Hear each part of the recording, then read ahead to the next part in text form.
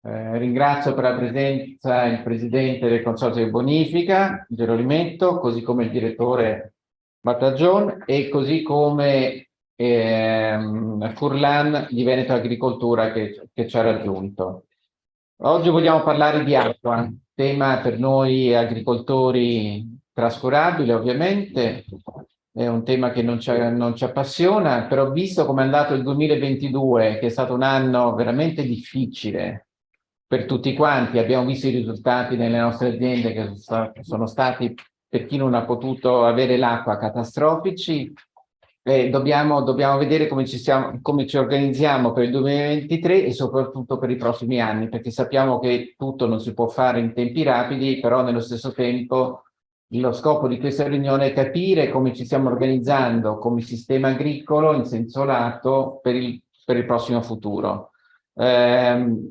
Mai come quest'anno ci sono delle risorse in campo in questo periodo, voglio dire, il PNRR ha dato ulteriori strumenti finanziari per poter intervenire, però per poi portarli a terra questi strumenti finanziari per rendere operativi e rendere efficaci le nuove strutture ci vuole tempo e ci vuole una previsione. Per far questo oggi abbiamo chiesto ai dirigenti del Consorzio di Bonifica di venire qui a raccontarci cosa sta facendo il Consorzio di Bonifica, che lo so è impegnatissimo sul tema ed è ben presente, per il quale abbiamo anche la presenza di consiglieri di espressione di Confagricoltura che sono qui presenti con noi, così come delle altre rappresentanze agricole che ci tengono a corrente, però è opportuno che tutti noi siamo al corrente di cosa si sta facendo.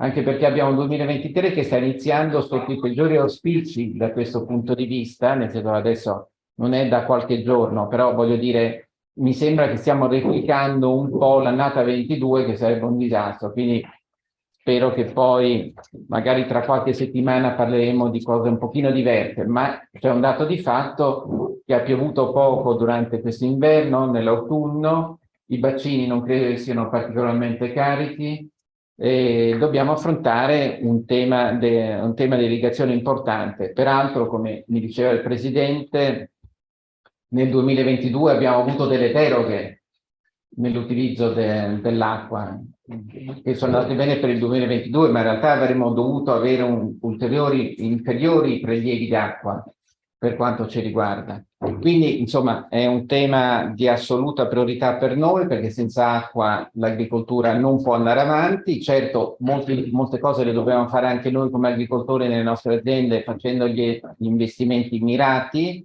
per cercare di utilizzare al meglio l'acqua che poi ci viene fornita, però tutto lo dobbiamo fare in sinergia anche col Consorzio di Bonifica, perché il punto fondamentale, le grandi strutture d'acqua arrivano poi da una programmazione fatta dal Consorzio.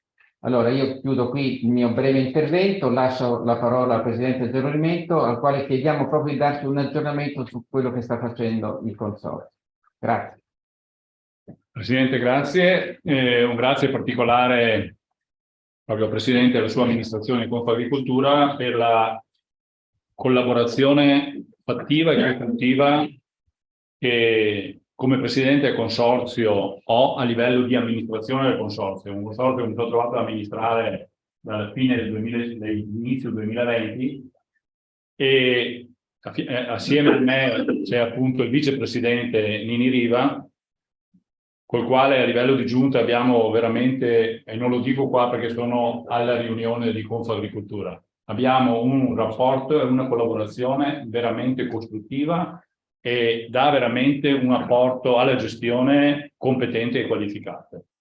Assieme a lui evidentemente in consiglio ci sono poi altri consiglieri, tra cui vedo qui Venturato, Marcolini e Noal, e come si diceva prima siamo una realtà molto variegata. Abbiamo avuto anche qualche scossone iniziale come adattamento e come inserimento nuovo nell'amministrazione del consorzio, ma stiamo veramente amministrando guardando al futuro in maniera seria e attenta. Perché dico guardando al futuro in maniera seria e attenta? Il problema vero è che manca l'acqua, questa è la verità. Al di là di quello che si vede oggi, già da appena insediati, la prima preoccupazione era quella proprio di vedere cosa potevamo fare perché questo bene fosse a disposizione anche nei momenti più stringenti, più difficili. e siamo partiti subito, anzi o meglio ancora, abbiamo continuato con la progettazione di trasformazione del sistema irriguo. Cioè l'obiettivo, ed è un percorso obbligato, è quello di riuscire a trasformare più superficie possibile della nostra superficie irrigua strutturata, che è di circa 50.000 ettari, trasformarla il più possibile da scorrimento in pluvirigo. Scorrimento utilizza 1,2 litri al secondo, l'irrigazione in pressione o addirittura la microirrigazione ne utilizza 0,4. Basti pensare a questo. Questa è la vera risposta concreta che è possibile fare nell'utilizzare questo bene che è sempre più raro, sempre più limitato. Assieme a questo adesso è in voga e si sta sviluppando tutto un ragionamento legato agli invasi, i vasi di laminazione. Questo serve da un lato come sicurezza idraulica e dall'altro come stoccaggio dell'acqua. È un lavoro anche su questo che ci stiamo concentrando, stiamo facendo qualche lavoro. Di recente abbiamo sottoscritto anche un protocollo con la DOCG dei Colli Asolani e Valdobbiadene, dove si avvia uno studio. Sottolineo, si avvia uno studio perché bisogna trovare una soluzione adatta. Si crede molto nei microinvasi in questa realtà, bisogna calarlo nella realtà e vedere quale effetto può realmente avere. Comunque è un percorso da fare perché se non si studia non si trovano soluzioni ai problemi. Per quel che riguarda invece l'aspetto di carattere generale, la sostanza è questa. Noi come consorzio di bonifica amministriamo tenendo conto, avendo le risorse dei nostri contribuenti che pagano in base alle norme che ci regolano, però gestiamo l'ordinario, garantiamo il funzionamento del consorzio. Gli investimenti sono strettamente legati a forme di finanziamento che arrivano dalla regione, che arrivano a livello nazionale, che possono arrivare a livello europeo. Per essere in regola su questo, noi, ripeto, abbiamo avviato una spinta di progettazione importante e significativa per quasi 90 milioni di opere, ma poi su tutti questi aspetti magari sarà più preciso il direttore Battagione che farà un quadro generale della situazione più complessa. Quello che posso dire io è che in un momento di grande difficoltà come questo nessuno è in grado di garantire qualcosa. Siamo comunque legati alla pioggia perché il nostro sistema è legato ai laghi, i laghi che devono essere riempiti più volte durante l'anno. Perciò questa è un po' la situazione reale attorno alla quale ci stiamo muovendo. Tra l'altro, qual è l'altro aspetto? Uno degli aspetti anche poco simpatici, ma necessario purtroppo, proprio per il motivo che dicevo prima. Noi amministriamo con le risorse che abbiamo dai consorziati. L'anno scorso la bolletta dell'energia elettrica è passata da 2 milioni a 6 milioni di euro per il consorzio. Mancavano 4 milioni all'appello. Di questi 4 milioni, 2 milioni siamo riusciti a recuperarli riducendo alcune opere di manutenzione anche che dovevamo fare o altre iniziative, rinviando altre spese, e 2 milioni però abbiamo dovuto riuscire purtroppo a emettere un ruolo suppletivo che se non vi è arrivato vi arriva in questi giorni, che è rapportato alla superficie che avete in proprietà e che riguarda esclusivamente le aziende che hanno usufruito dell'acqua in pressione. Anche là è stata fatta un'analisi attenta, precisa e puntuale e legata strettamente a chi ha realmente utilizzato l'acqua in una determinata zona e ogni zona è stata spacchettata in base alla pressione realmente impiegata. Perciò non è un aumento uniforme per ogni area. A seconda della pressione che è stata necessaria per garantire l'acqua in queste zone, è variato anche l'integrazione a ettaro. Questo purtroppo è stato necessario, questo è il sistema con cui si regola, su quale si basa il consorzio di bonifica e questo ci ha portato purtroppo a emettere questo ruolo. Io spero tanto che si riduca la necessità di energia per la prossima stagione, ma spero al tempo stesso di poter utilizzare l'energia e attaccare le pompe, perché vuol dire che allora l'acqua c'è. Perché questo è il problema numero 1 oggi, con la situazione e con l'orizzonte che noi abbiamo. Nel rispetto di tutto questo noi cerchiamo, ripeto, di utilizzare l'acqua nel miglior modo possibile e il meno possibile, anche se preoccupa sempre di più perché vediamo che anche le zone limitrofe, le zone che normalmente non facevano parte dell'irrigazione strutturata, oggi sempre più chiedono irrigazione di soccorso, che è una risposta che si cerca di dare e cerchiamo di farlo. Sulla base di questo stiamo adottando anche dei correttivi, stiamo dotandoci di strumenti necessari proprio per riuscire a controllare sempre di più il corretto utilizzo anche dell'acqua, perché siamo consapevoli che è finito il periodo, la stagione in cui si va sul campo e si ha l'acqua. Inizia la stagione in cui si va sul campo, si utilizza l'acqua sapendo di utilizzare un bene prezioso e che va utilizzato in maniera seria e responsabile, perché è un bene purtroppo molto molto limitato.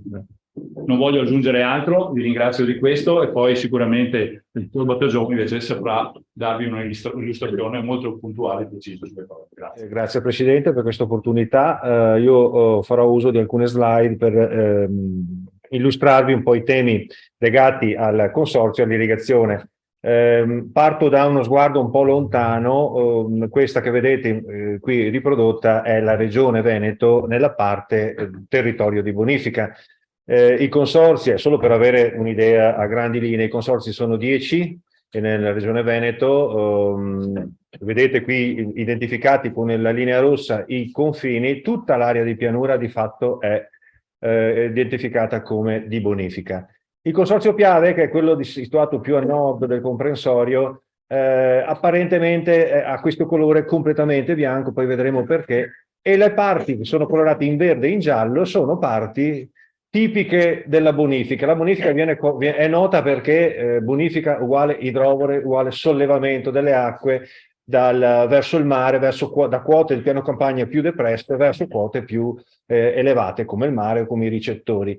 Questo succede nella parte, vedete, la parte verde è la parte più meridionale del comprensorio, laddove 100 anni fa è nata e si è sviluppata la cosiddetta bonifica integrale. Tutte queste aree qua sono state strappate di fatto al mare. Va detto questo come premessa, perché il consorzio trae la sua origine proprio da 100 anni fa, 1933, quando un regio decreto ha istituito l'ente consorzio come l'insieme, il consorzio obbligatorio di tutti gli utenti che venivano a beneficiare delle opere che erano state costruite dallo Stato, perché le opere di bonifica sono state finanziate dallo Stato e per norma vengono gestite e mantenute dai contribuenti, da chi ci vive, dai proprietari che stanno all'interno del comprensorio di bonifica. Perché giallo, perché verde? Perché alcune zone sono a scolo meccanico permanente, continuamente l'idrovore vanno, i puntini rossi che vedete sono tutte idrovore, e gialle perché lo scolo è alternato, ci sono dei momenti in cui l'idrovore funzionano e quando piove devono funzionare, ma in altri momenti l'idrovore possono consentire lo scolo, cioè le situazioni, i livelli idrometrici possono consentire lo scolo naturale. Questo dal punto di vista del primo grande obiettivo, finalità istituzionale del consorzio, la bonifica. Se parliamo invece del secondo grande obiettivo, istituto che ci ha dato la norma come finalità istituzionale del consorzio, la messa in disponibilità della risorsa idrica, qui la cosa ci coinvolge in maniera molto più diretta. Allora, torniamo su quello di prima. Il consorzio Piave qui è marginalmente interessato, non tanto perché le aree sono poche, noi abbiamo la bellezza di 33 idrovore che gestiamo noi nella parte meridionale, ma il consorzio Piave, essendo nato dall'unificazione di 3 comprensori, ha preso in consegna anche tutte le aree più a nord della regione, laddove il territorio è per sua natura abituato a scaricare le acque in forma naturale. Però è anche il territorio, che qui vedete raffigurato, eccolo qua, questa è la parte del consorzio Piave, dove l'acqua non c'è, dove l'acqua per sua natura, dal punto di vista idrografico naturale, non è presente. Tutta l'alta pianura trevigiana è nota perché è molto permeabile, sassosa, priva di idrografia naturale, storica, e dove sono presenti antiche reti di antica istituzione, costruzione.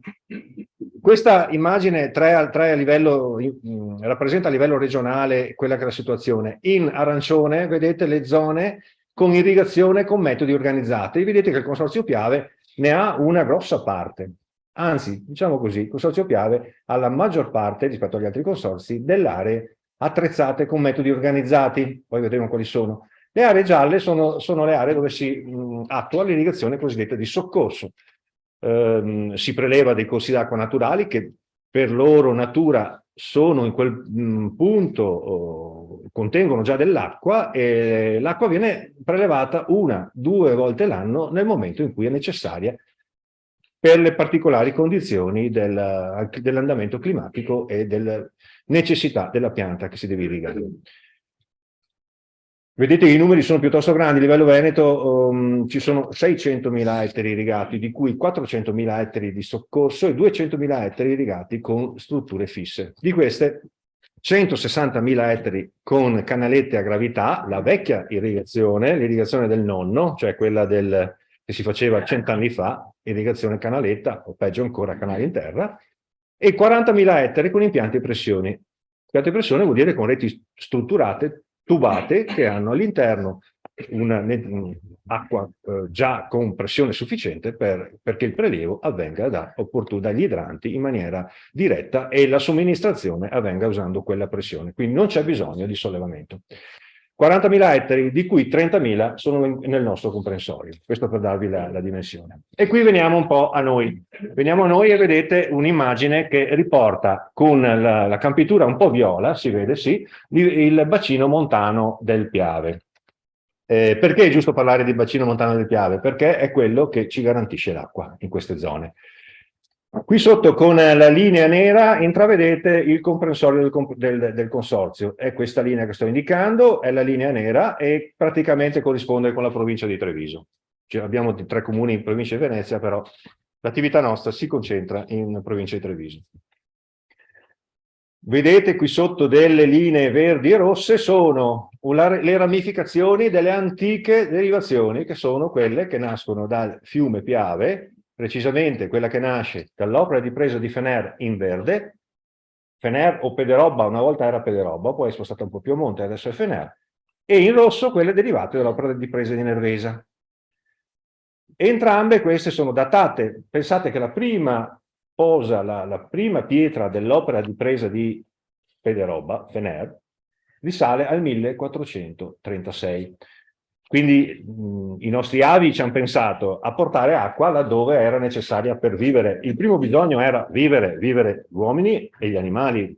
Si è sviluppata una rete sociale, un insieme di villaggi, di posti dove era positivo, era possibile vivere, proprio perché era stata portata l'acqua, altrimenti prima non ci si sta. Se pensate a tutte le grandi città nel mondo, nascono attorno a un fiume, e quindi è evidente che il fiume porta l'acqua e porta via anche gli scarichi, quindi è evidente che lì si forma anche la possibilità di sviluppo sociale. E questo è successo su tutta l'alta pianura, grazie a queste reti, a questi sforzi fatti dai nostri avi.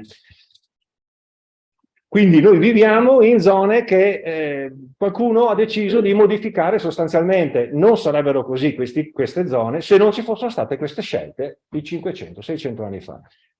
Qualcuno le contesta, è evidente, perché oggettivamente preleviamo una robusta quantità d'acqua al Piave. È anche vero che però queste zone non sarebbero così se non ci fosse quell'acqua.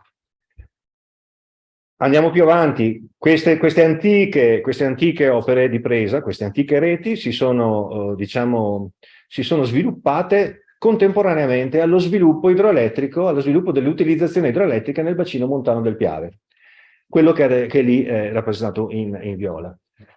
Non vi cito perché non è il tema, ma una rete densissima di opere idrauliche sono state sviluppate, fate conto, dal 1920 al 1950, fino al 1960.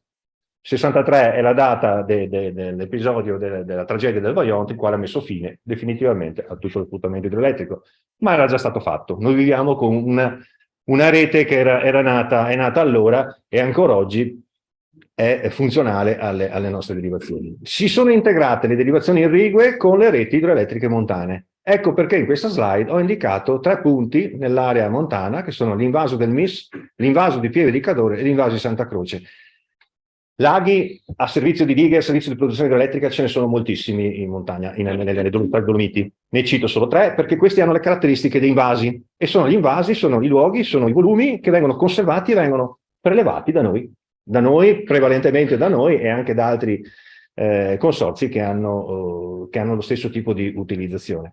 Diciamo che noi, avendo accorpato nel 2010 3 consorzi tutti e tre facevano uso di reti derivate dal Piave, adesso ne concentriamo l'80%, quindi il consorzio preleva per l'80%, 90% l'acqua che viene derivata dal fiume.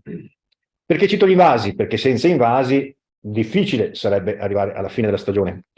Non è solo con gli invasi che lo facciamo, poi vedremo, però gli invasi sono sostanziali. Gli invasi, e qui vediamo una carrellata di foto, ecco sì, beh, questa è la derivazione dal Piave a Fener, l'attuale, perché è quella che ha sostituito nel 1929 l'originale costruita un po' più a valle. Vedete l'opera di presa di Nervesa, che è ancora quella attuale, del 1925, che ha la sua bella opera di la traversa di sbarramento del fiume e le opere di presa aggiornate recentemente con una costruzione di una centrale idroelettrica, e vedete delle foto che identificano un po' quei tre invasi di cui parlavo. La diga del Mis è proprio lungo la valle del Mis, appena a nord di Sospirolo, lungo la Val Belluna. È l'ultima costruita, è quella che è stata costruita con fondi dell'agricoltura, tra l'altro, proprio per soddisfare le esigenze della pianura, questo va detto. E questa è la diga sulla quale si basa il prelievo dell'opera di presa di Fener, quasi totalmente. Quindi è fondamentale per l'irrigazione nell'area, diciamo, dove arriva l'acqua da Fener.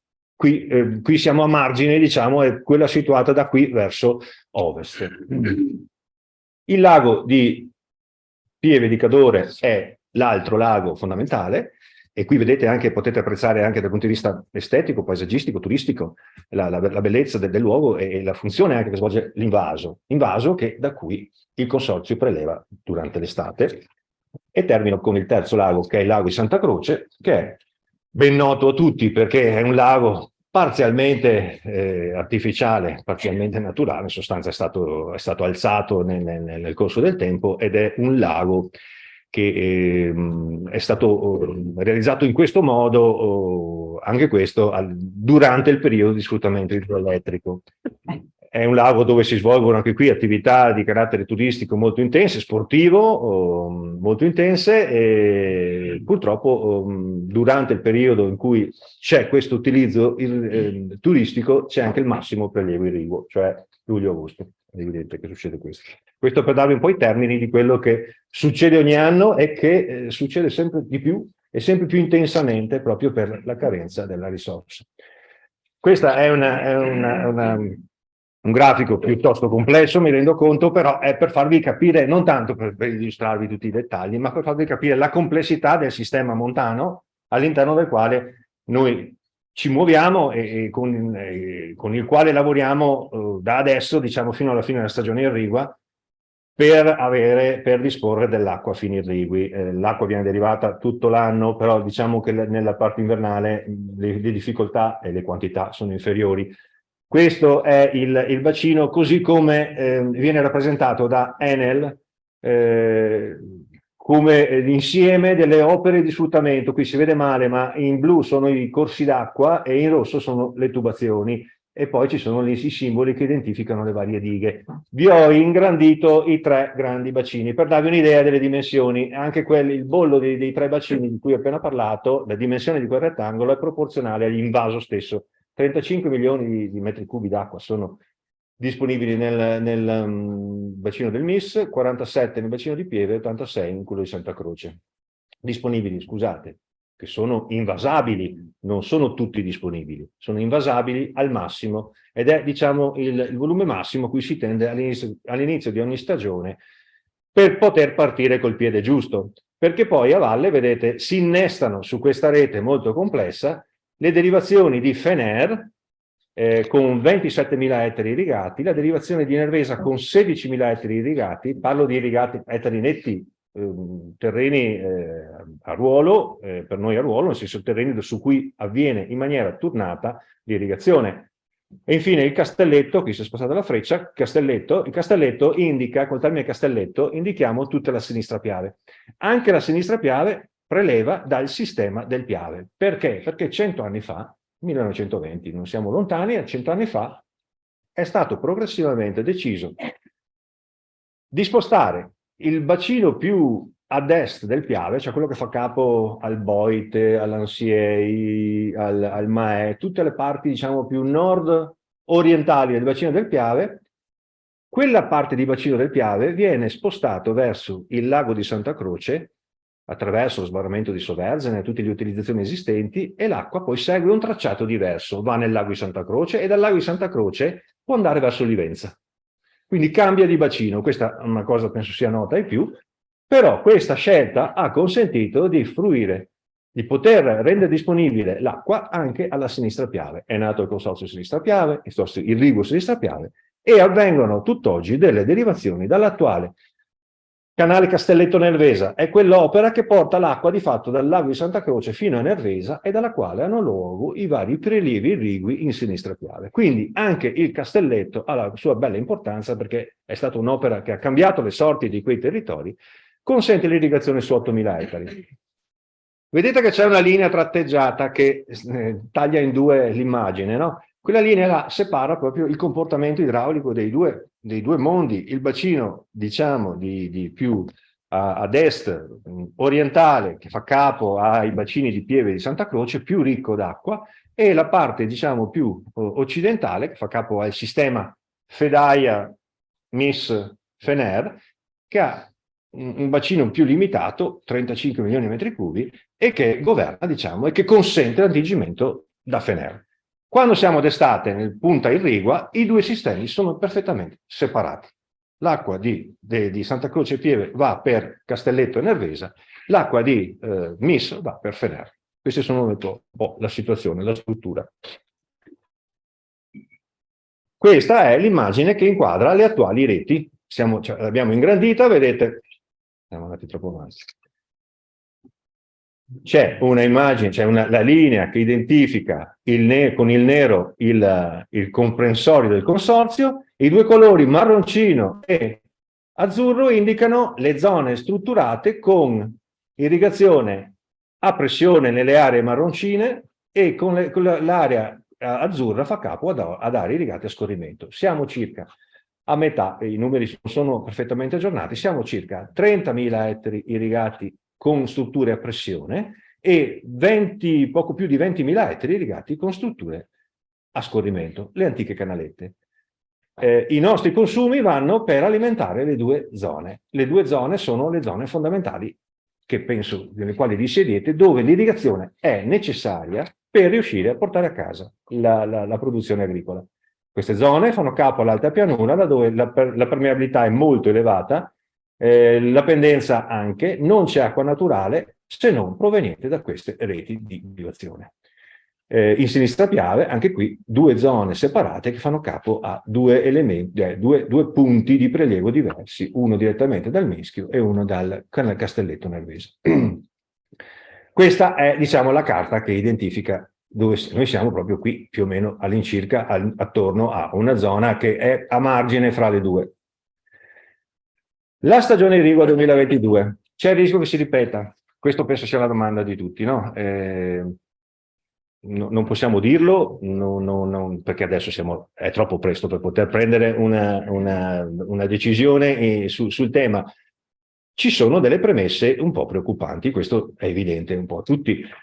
Cosa possiamo dire? Possiamo pensare al fatto che, oltre alle strutture che vi ho evidenziato, sono fondamentali le risorse. L'acqua da dove viene? L'acqua viene dalla precipitazione, in primis. Noi non abbiamo risorse permanenti tipo ghiacciai, nevai. Il bacino del Piave non ne ha, un po' la Marmolada, ma modestissimo. La nostra risorsa viene dalla pioggia.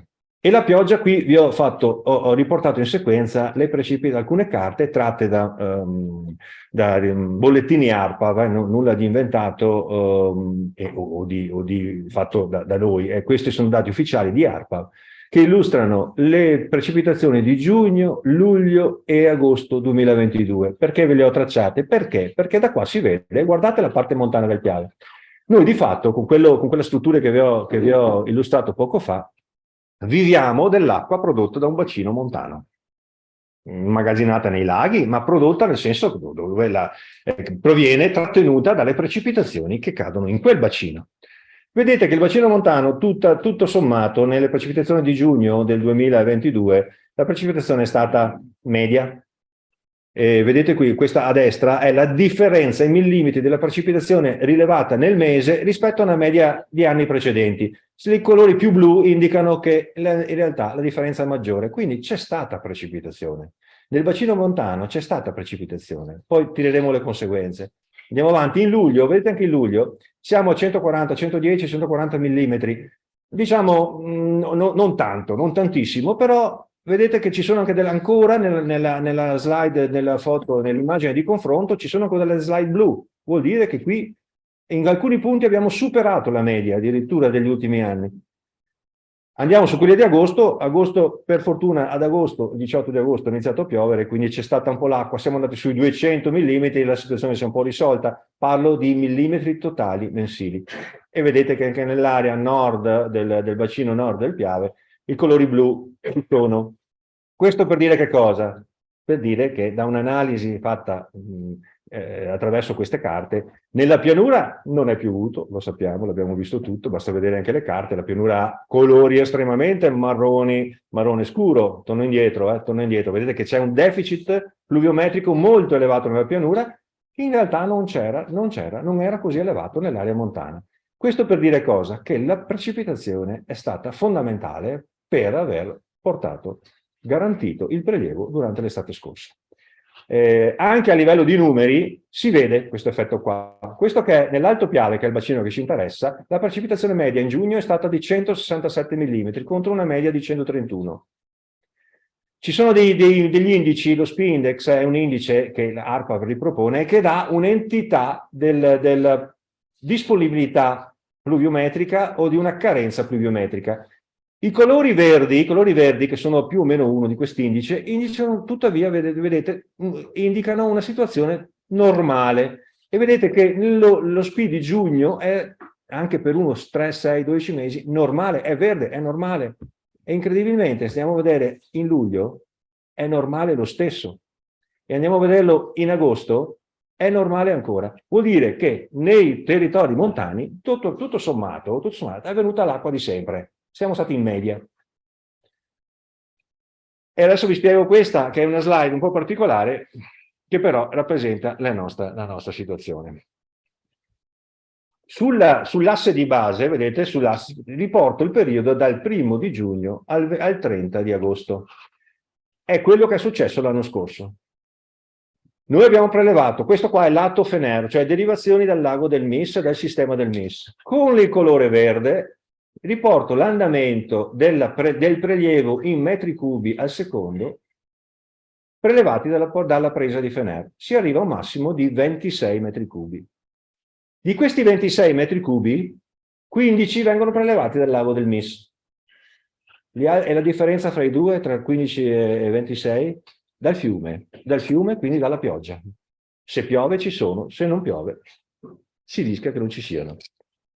Andiamo sulla terza linea, quella azzurro chiaro, vedete questa linea qua indica la portata effettivamente prelevata dal volume del lago. E in realtà prelevo dal lago 15 e 5 dal volume del lago, e i 10 sono rimpiazzati dagli apporti al lago.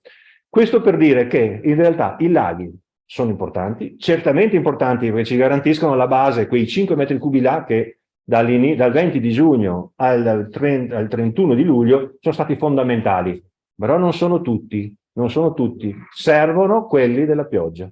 Questa è la preoccupazione, nasce da questo. I laghi alpini devono essere pieni, certamente devono essere pieni, ma costituiscono una parte del nostro prelievo. Vi do un numero. Noi preleviamo d'estate da tutte le nostre derivazioni un numero incredibile che fa tremare i polsi. Bisogna stare attenti a non sbagliare a dirlo perché si fa fatica con gli zeri. Noi preleviamo oltre 300 milioni di metri cubi. I laghi ne rendono disponibili 100. Vuol dire che noi preleviamo, come diceva il Presidente prima, da due nei momenti migliori, a 3 volte quello che c'è nei laghi. Un numero infinito, enorme, insostenibile direi, insostenibile anche per quello che vedremo. Insostenibile perché davanti a stagioni secche, quali quelle che stanno sempre venendo avanti con maggiore intensità, Queste portate ci sono soltanto a condizione, questa disponibilità d'acqua c'è solo a condizione che i laghi siano pieni e che quindi ci sia un discreto volume nevoso che possa riempirli e che piova durante l'estate. Vi do una foto dei laghi, del volume invasato nei laghi nel 2022 e poi vi do la stessa l'altro ieri, cioè in due momenti esattamente identici, 1° febbraio del 2022, il volume di laghi montani complessivo dei 3 laghi che vi ho detto, l'invaso del Piave complessivo, ammontava, dato ARPAV, a poco meno del 50%, è la linea azzurra. Lasciate stare il nero che è l'invaso del Corlo, che è quello che riguarda il Brenta. Per quanto riguarda il Piave era poco meno del 50%. Quest'anno, uno dice, 2022, 2023 come va? Va un po' meglio, la situazione è questa, vedete che la linea blu si è un po' alzata, siamo attorno al 67-68% del volume nei laghi, cioè oggi, al 1° febbraio, la foto del 1° febbraio, c'è un po' più d'acqua nei laghi, c'è un po' più d'acqua, anche se distribuita diversamente, perché dopo vedremo le foto, ma ci sono dei laghi che stanno un po' meglio e dei laghi che stanno un po' peggio. Il lago di Centro Cadore, quello di Pieve di Cadore, è vuoto, è al 30%, al 20%. Quindi. Però ecco, nel complesso i 3 laghi danno qualche speranza in più alla stessa data. Stiamo partendo adesso con l'irrigazione, avete visto i canali sono vuoti, abbiamo finito le asciutte, si stanno riempendo, oggi stiamo riempendo il canale derivatore Brentella, fra qualche settimana lo faremo per il ponente e quindi si riparte, per carità si riparte con queste condizioni. Un po' più d'acqua nei laghi, equivalente in acqua del manto nevoso, l'altra grande,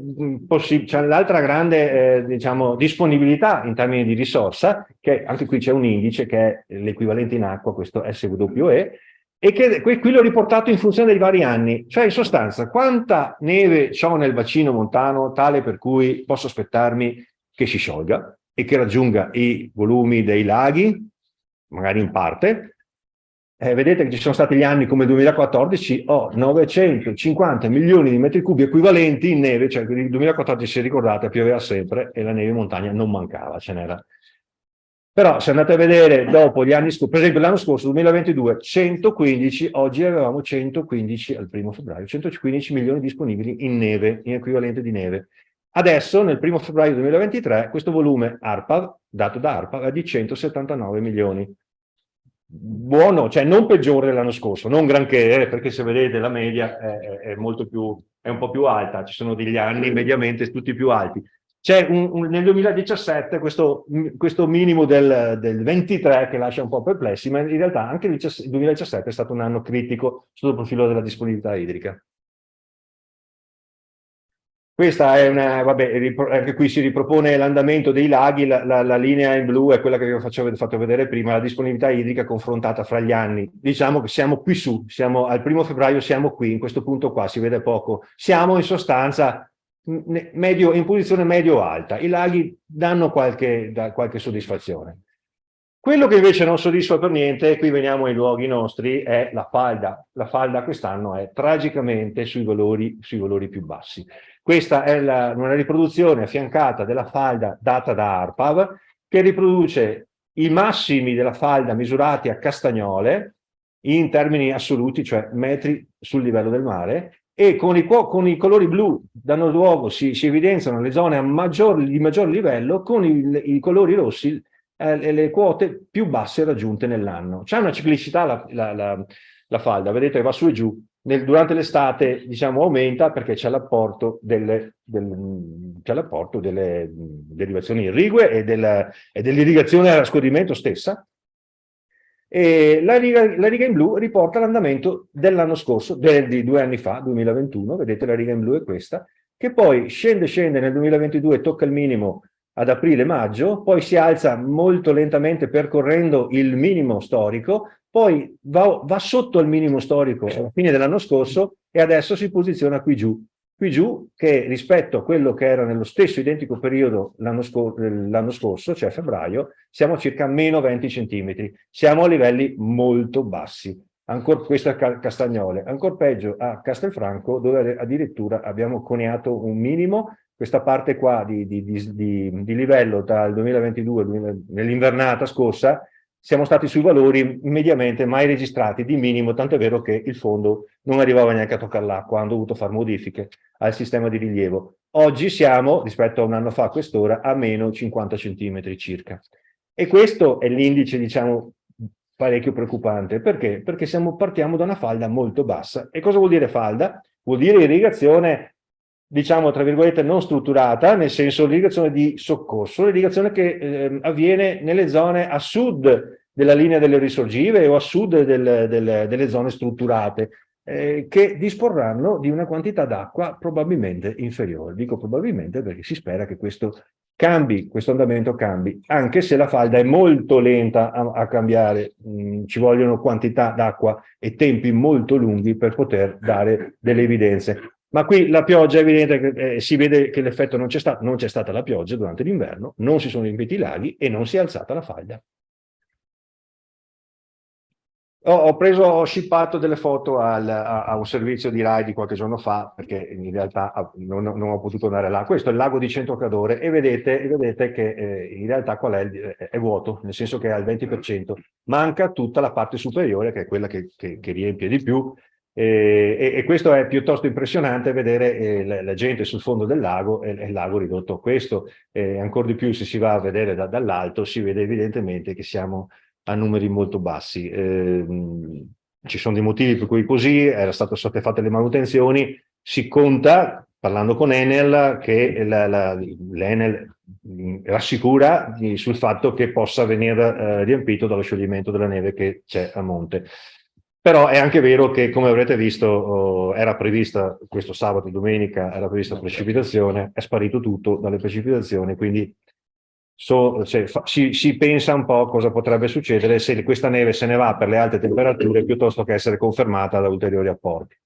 Comunque, tutto questo per dire qual è il futuro che ci aspetta? Il futuro che ci aspetta è quello del cambiamento climatico, che è evidente davanti ai nostri occhi, ma è anche un futuro che forse avrete sentito, che è determinato da scelte che noi stiamo adempiendo, date dall'Europa ancora nel 2000, direttiva quadro acqua è del 2000, e che si stanno un po' alla volta verificando, che si stanno un po', diciamo, concretizzando, devono concretizzarsi a breve. Avrete sentito parlare del deflusso ecologico. È una delle misure di adempimento alla direttiva del quadro acque del 2060, stabilita dall'Europa per gli interi stati appartenenti all'Europa, gli stati membri, che stabiliva in sostanza che i corsi d'acqua dovessero raggiungere entro una certa data l'obiettivo stato ecologico buono. Cosa vuol dire stato ecologico? Vuol dire caratteristiche fisiche, chimiche, ecologiche, tali da poter garantire la corretta e la sopravvivenza del fiume con caratteristiche ecologiche buone. Tutti i fiumi naturali, non solo quindi il Piave, ma anche il Sile, vedete qui è riportato il Piave con questa linea verde, il Sile con questa linea gialla, e con il colore si indica lo stato ecologico riportato nelle cartografie oggi. Il Piave incredibilmente è già buono, poi diventa cattivo sotto. Il Sile è sufficiente. Perché? Perché noi diciamo, cioè, i due sono in relazione, ma il Piave non è buono nel tratto di valle perché in realtà noi sappiamo che quando è estate si va ai minimi e l'acqua che rimane, che noi siamo tenuti a rilasciare a valle delle nostre derivazioni, che dal 2005 quest'acqua è determinata per norma di legge, si chiama deflusso minimo vitale, a volte non basta a tenere il fiume con continuità idraulica, cioè non basta a mantenere l'acqua su tutte le sue sezioni. Perché? Perché è fortemente perdente in questo tratto qua. Parlo del tratto che va dalle Prealpi a nord del Montello e poi fino diciamo zona Spresiano, zona Macerata, dove poi al di sotto delle linee risorgive, che questa linea qua nera diventa, diciamo, affiora e rende stabile la presenza d'acqua. Quindi il Piave nella realtà ha un grosso problema ed infatti noi siamo stati impegnati da tempo abbiamo vissuto dal 2017 queste scelte, abbiamo collaborato con la regione per cercare soluzioni, lo stiamo facendo tuttora. Che cosa dice in sostanza la direttiva dei flussi ecologici? Dice che il DMV, il deflusso minimo vitale, che oggi è un obbligo di legge e vale 10,2, faccio un esempio, ogni sezione al suo DMV, vale 10,2 metri cubi al secondo a Nervesa, in questo luogo indicato, un domani è vicino, doveva essere già il 1° gennaio dell'anno scorso, ma in realtà adesso è definito 1° gennaio 2025, deve diventare 33, dovrebbe diventare 33.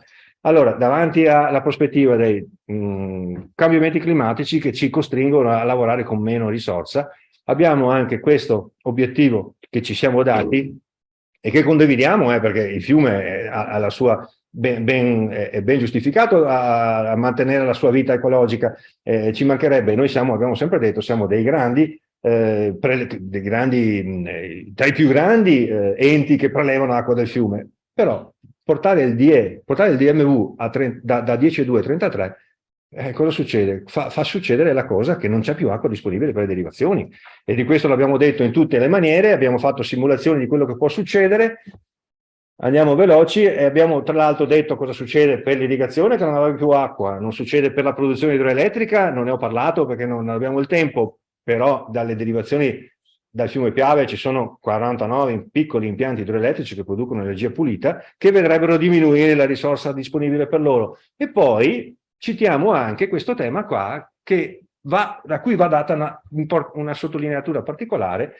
Questo sistema che si è creato in 500 anni ha modificato un territorio, non ha modificato il territorio, vedete il territorio delle derivazioni è questo a nord, ma ha modificato anche tutto il territorio che sta a sud di quest'area. Perché? Perché porta in maniera distribuita una serie di deflussi superficiali o deflussi profondi, tali per cui alimentano, e lo si vede e lo si è misurato, alimentano in maniera significativa anche i corsi d'acqua di pianura, quelli che sono tributari della Laguna di Venezia, per esempio il Marzene, il Goldese, lo Zero. Anche il Monticano stesso ha acqua derivata dal fiume Piave costantemente, perché i reflui della derivazione entrano nel fiume anche adesso in questo momento. Non bisogna dimenticare che alcune città traggono proprio il loro nome di Treviso città d'acqua, e della foto sopra, da una presenza importante dell'acqua in centro che è per l'80% derivata dal fiume. Per il resto del 20% è di risorgiva. Lo stesso Sile, è stato dimostrato, l'abbiamo fatto con nostre sperimentazioni, lo stesso Sile è alimentato per un buon 30% dall'acqua derivata. Quindi c'è una relazione tra Piave e Sile, c'è una relazione tra di Piave e questo territorio che ho indicato. Castelfranco Veneto, le fosse di Castelfranco, che in questo momento hanno visto l'acqua da pochi minuti, sono di norma alimentate dai reflui delle ultime propaggini della derivazione di Fener. Quindi a Castelfranco passa acqua derivata dal Piave, quasi interamente. Un tempo non era così, un tempo era molto meno, ma si va indietro nel tempo, parecchio tempo, bisogna andare indietro di 400-500 anni.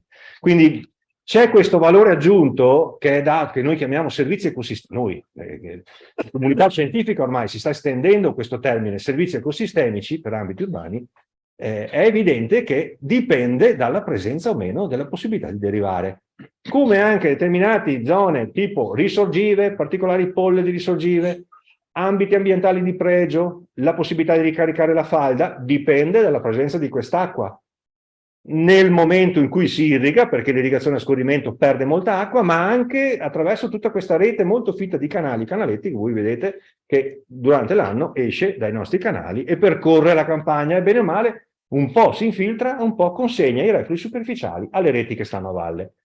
E così si creano siepi, corridoi ecologici, ville e parchi. Perché ville e parchi? Si è discusso molto della Villa Bolasco a Castelfranco. Il laghetto della Villa Bolasco, così apprezzato da tutti, è alimentato di fatto da acque derivate. E così la presenza di fauna ittica. Adesso dobbiamo far presto a mettere l'acqua nei nostri canali, perché? Perché fra poco partono le gare di pesca. Ci mettono l'acqua, seminano il pesce e si parte a pescare. Va bene, tutti i nostri canali sono identificati nella carta ittica provinciale come destinatari di fauna ittica, dove c'è presenza che viene immessa e che viene pescata poi da tutti gli amatori, diciamo, di questo. Però è un elemento anche questo di pregio. Tutto questo potenzialmente potrebbe venir meno. Cosa abbiamo detto noi? Non passiamo da una potenziale emergenza, dobbiamo trovare sistemi per venirne fuori. Questo è stato il nostro principale obiettivo ancora di 4, 5, 6 anni fa.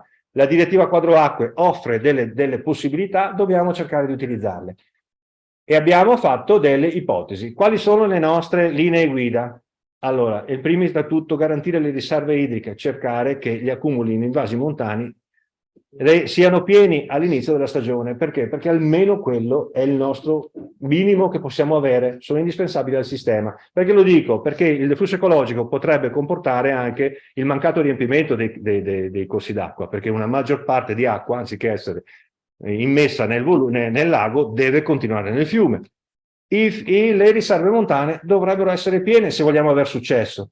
Dobbiamo comunque ridurre i prelievi, e qui veniamo al tema di oggi. Dobbiamo cercare forme di trasformazione, di minor prelievo, di minor consumo. Dobbiamo trasformare le reti, antiche reti del nonno, le reti del scorrimento, che consumano tanta acqua, anche se non consumano, che usano tanta acqua, perché quella che consuma, che apparentemente in più, in realtà va in ricarica della falda, non è che si perda, però di fatto in quel momento là non ce l'ho. Non ce l'ho perché il fiume non me la può dare, quindi devo trovare un sistema per dare quello che serve alla pianta, e lo posso fare con reti più efficienti. Poi vedrete quali saranno le possibilità. La goccia è l'obiettivo finale, però perlomeno cercare di ristrutturare tutte le reti attuali a scorrimento in reti a pioggia è il minimo per poter anche consentire la somministrazione a goccia. Qui vi dico che questo grafico rappresenta dal 1950 ad oggi il percorso fatto. Abbiamo trasformato nel tempo quasi 30.000, anzi siamo arrivati a 30.000 ettari, quindi l'obiettivo era nato anche nei nostri padri, nei nostri avi, diciamo, di progressivamente cambiarle le reti a scorrimento, perché non sono efficienti, non sono le reti che noi possiamo permetterci, non sono più sostenibili, dobbiamo trasformarle. Lo abbiamo fatto per più di metà, ma serve ancora della strada. Partecipare a tutto il tavolo tecnico, nel senso collaborare con gli altri enti per poter identificare il valore di deflusso ecologico ottimale, e qui stiamo facendo con una linea di sperimentazione sul Piave di cui ci stiamo occupando direttamente. E l'altro tema, citato dal Presidente, cercare l'utilizzo delle cave esistenti come bacini di accumulo. Abbiamo la nostra alta pianura trevigiana, una serie di cave o abbandonate addirittura, o al termine della loro coltivazione, che giacciono lì come dei crateri, no, vuoti durante l'estate. Se riuscissimo a mettere anche lì, farne più di una, a conservare l'acqua che in certi momenti è in esubero, tutti dicono, ma perché la lasci correre adesso? Non saprei dove metterla. Se la potessi mettere qui, potrei usarla d'estate, ma sono bacini di compenso, non sono bacini come quelli delle dighe, non è che abbiano milioni di metri cubi, 100 milioni di metri cubi. Qui magari se ne fa 10 fra tutte le dighe, da tutti i bacini di accumulo, sarebbe già un obiettivo. Noi comunque stiamo procedendo per attuare tutto quello che vi ho detto. Questa è una cartografia che non sto a delineare, ma in qualche maniera identifica il lavoro che stiamo facendo sulle zone di progettazione, che stiamo facendo sulle zone a scorrimento.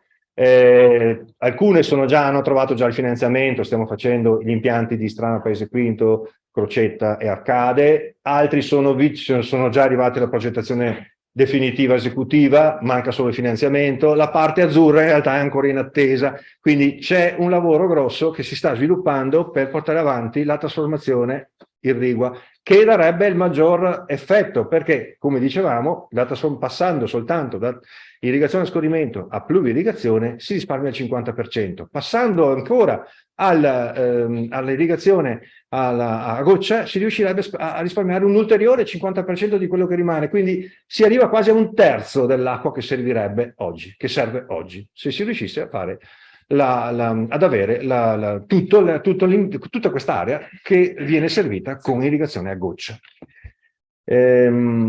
Il finanziamento che abbiamo e che è in corso e che troverà nei prossimi anni compimento è quello dato dal PNSR, Piano Nazionale di Sviluppo Rurale, ancora di anni fa in realtà, e che ci sta consentendo di trasformare 3.000 ettari, ma non basta, bisogna andare avanti. Stiamo cercando in collaborazione con la Regione, di ristrutturare le concessioni e di ridefinire il percorso corretto di rinnovo delle concessioni, perché non l'ho detto, ma tra le tante cose noi preleviamo acqua dai fiumi, dai laghi, in virtù di concessioni che vengono date dall'ente pubblico a noi. Noi siamo privati, voi siete i nostri componenti, quindi siamo un insieme di privati che ottengono a loro volta delle concessioni dall'autorità. L'autorità che è la Regione in questo caso. Queste concessioni, in base alla quale siamo partiti 100 anni fa, immaginate, a derivare, sono tutte scadute. Dobbiamo mettere a posto questo, e qui c'è un grosso lavoro, sia le grandi derivazioni, quelle di cui abbiamo parlato, dell'alta pianura, sia le piccole derivazioni, quelle che originano il soccorso, e sono tutti questi puntini rossi, non sono poche, in gran parte di queste sono scadute, dobbiamo sistemarle, perché non c'è solo il problema dell'alta pianura, c'è il problema anche della bassa pianura. Il numero di puntini in quell'area là vuol dire luoghi da dove rendiamo disponibile dell'acqua, rende evidente anche l'obiettivo di garantire anche lì sempre di più. Una volta era semplicemente soccorso, magari una volta, ma anche degli anni zero.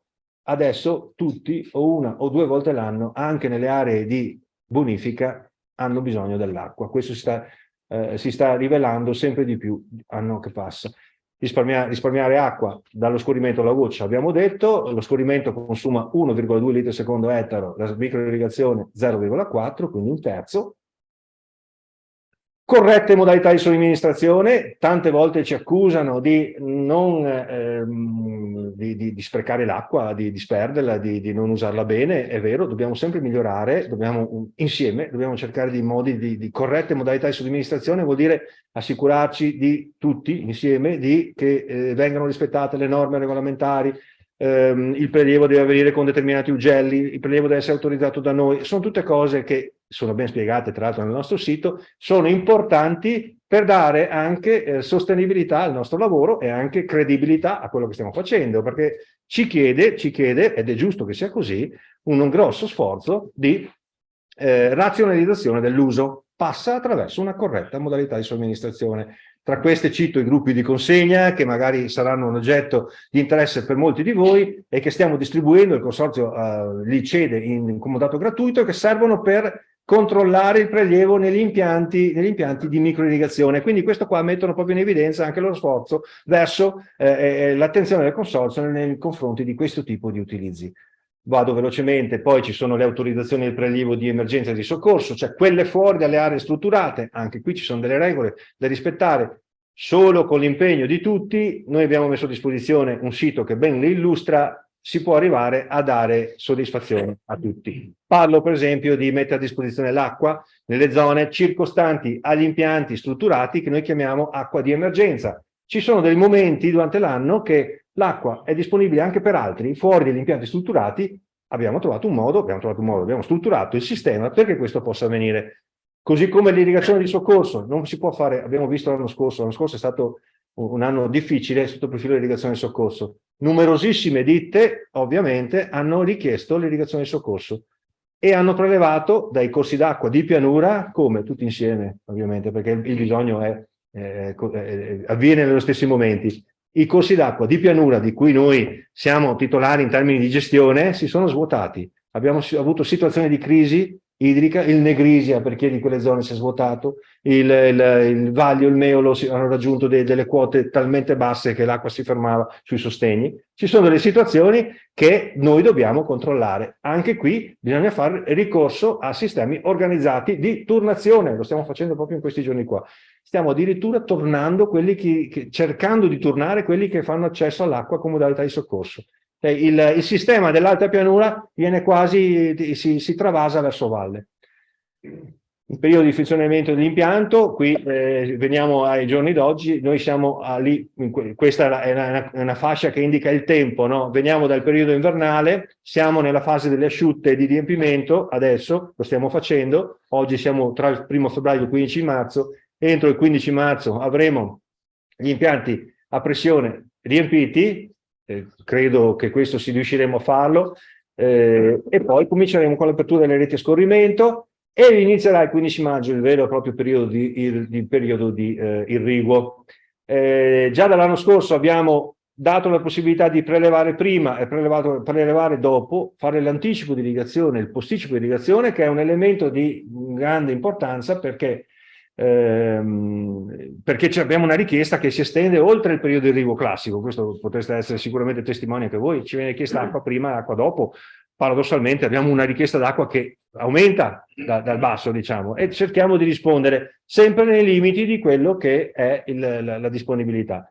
Qui il turno irriguo, quando in tutte queste aree qua e ancora di più in area di bonifica adesso noi diamo un turno irriguo. è fondamentale perché il sistema funzioni che il turno sia rispettato. Il turno irriguo è quella cartella degli orari famosa che ognuno ha in consegna. Stiamo facendo un grosso lavoro per il rinnovo degli orari irrigui sulle aree a scorrimento. E questa è una cosa che va fatta perché sono orari che sono datati in alcuni casi anche decine di anni fa, purtroppo. Ne stiamo riprendendo, li stiamo facendo diventare digitali e saranno messi a disposizione non appena termineremo questa robusta fase dell'utenza, in modo tale da fornire anche qui un supporto. Ma gli orari vanno rispettati, questo volevo segnalarlo perché è fondamentale. Io termino e vi ringrazio per l'attenzione. Bene, adesso al dottor Furlan, a lei anche come Veneto Agricoltura, lei rappresenta la regione, per cui lei... Ma io ero, anche... lei lo dica, però io sono un ex buonissimo. Sì, assolutamente.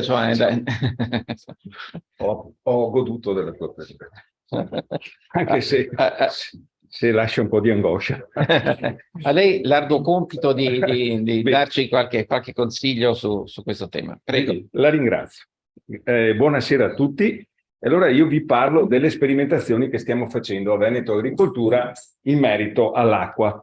E molto brevemente vi dico che lavoriamo sulle due principali linee per valorizzare il più possibile l'acqua, che è quella di accumularla, come è stato detto, e quella poi di risparmiarla una volta che l'abbiamo accumulata.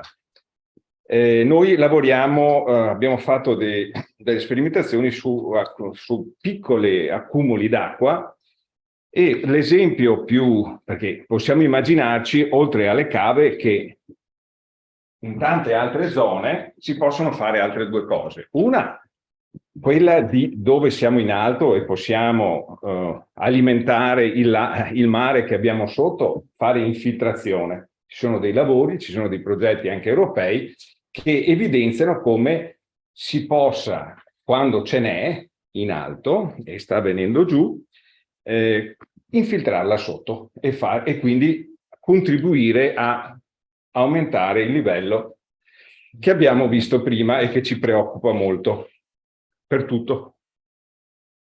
E l'altra cosa è che possiamo anche, dove ci sono superfici disponibili aziendali o comuni a più fondi, cioè che interessano più aziende, costruire dei bacinetti più a servizio di quell'azienda o di più aziende. È chiaro che se perde territorio, che va SCEI, si spende SCEI a farlo, eccetera, eccetera, quindi ci vuole un'analisi di questi benefici. Ma in diversi casi questo, considerando purtroppo il cambiamento climatico che sta attuandosi, diventa conveniente, in diversi casi diventa conveniente questa analisi. Noi abbiamo in pianura 3 aziende pilota dimostrative, una vicino a Rovigo, a Celegnano, una che raccoglie tutti i vigneti. 20 minuti, signor Presidente? 100? Diciamo 25, lei me li concede? Va bene. Perfetto, ok. E abbiamo, qui c'è la raccolta di tutti i vigneti autoctoni del Veneto, a Mogliano, azienda Diana, e abbiamo l'azienda vicino al mare, a Valle Vecchia, che è la più grande e che ha 600 ettari di territorio, di cui 380 circa di seminativo. In questa azienda abbiamo lavorato sul discorso dei bacini. Questo è l'ultimo pezzo di costa, vedete, questa è Valle Vecchia, è l'ultimo pezzo di costa, partendo da Trieste e andando in giù, che non ha gli alberghi. Qua è spiaggia e ci sono ancora le dune come una volta. Se a Spiaggia de Brusa, per chi la conosce, ecco, ed ha un pregio naturalistico elevatissimo, perché tutta questa, per vari motivi, e tra cui quello che le dune che ci sono qui sono proprio come la natura ha voluto fossero nei millenni. Scusate, l'azienda è tutta SIC ZPS, cioè zona protezione speciale, sito di importanza comunitaria, tranne una piccola parte, e quindi abbiamo tutte le incombenze che ci sono in rete Natura 2000, in realtà molte non cogenti, però noi dobbiamo, per primi dare l'esempio e quindi facciamo un'agricoltura altamente sostenibile che non impatta il meno possibile sulla grandissima biodiversità che ha Valle Vecchia. Vedete, ci sono zone umide, ci sono boschi, c'è la pineta litoranea, ci sono le fasce di fitodepurazione qui, ci sono le zone di agroforestazione naturalistica, ogni 3 appezzamenti che c'è una siepe alta con diverse tipologie, eccetera, eccetera.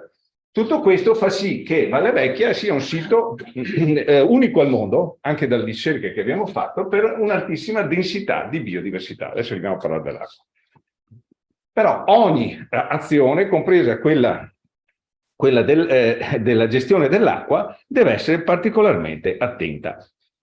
Valle Vecchia, come avete visto, è un'isola. L'acqua non arriva, non arriva dall'alto, purtroppo. Arriva dall'altro, chiedo scusa. Scusi, è un'isola, basta un desalinatore, si fa. Ah sì, il desalinizzatore, allora, adesso non vorrei perdere tempo, ma il benchmarking, quando abbiamo fatto questo progetto che vi faccio, che vedete qui, Tore2.eu, e abbiamo preso una soluzione. Il benchmarking, il più importante era: conviene fare un desalinizzatore che invece che fare altre cose? E la risposta è stata decisamente no, per i costi energetici enormi che ha un desalinizzatore e per i volumi che comunque, cioè, e per i costi tantissimi per i volumi, per quanto io risparmi acqua, adatti parliamo di migliaia di metri cubi fare agricoltura, no, non litri che potrebbero andare bene per fare, per esempio, un impianto potabile per noi umano, eccetera, eccetera. Per cui questa analisi ci ha portato a dire che purtroppo non potevamo prendere quella strada, almeno in quel contesto. Adesso che i costi energetici di adesso mi sa che sia ancora peggio. Ecco, quindi diciamo che l'analisi resterà ancora purtroppo valida. Comunque l'osservazione è giusta. E allora cosa abbiamo fatto? Abbiamo fatto un'analisi e abbiamo pensato che il cambiamento climatico fosse tutto contro di noi, tutti gli aspetti del cambiamento climatico fossero contro di noi, tranne uno: l'aumento dell'intensità delle piogge. Allora, siccome noi abbiamo il problema non solo di non avere acqua, ma anche di avere salinità dei terreni, perché qui c'è il mare e terra che si sbassa e mare che si alza, e quindi abbiamo una forte salita di acqua con elevato contenuto di salinità dal basso, la falda del mare praticamente che viene dentro. Allora abbiamo avuto questa idea di cercare di selezionare automaticamente l'acqua che arrivava dalla pioggia. Quindi l'acqua piove, la prima viene assorbita dal terreno, ma se è forte comincia a scorrerci sopra e deve essere forte. Se viene a piova da poco non accumuliamo nulla, oppure se accumuliamo acqua con contenuto di salinità. Allora l'acqua arriva dalla scolina quando comincia a esserci acqua in eccesso, perché piove intensamente 50 mm all'ora, cioè piogge serie, arriva un capofosso. Dal capofosso ovviamente aumenta anche nel capofosso, arriva una chiavica, qua ci sono tutte chiaviche automatizzate che sono questa roba qua, col pannello fotovoltaico, i sensori, il motore elettrico, le paratoie che si aprono automaticamente.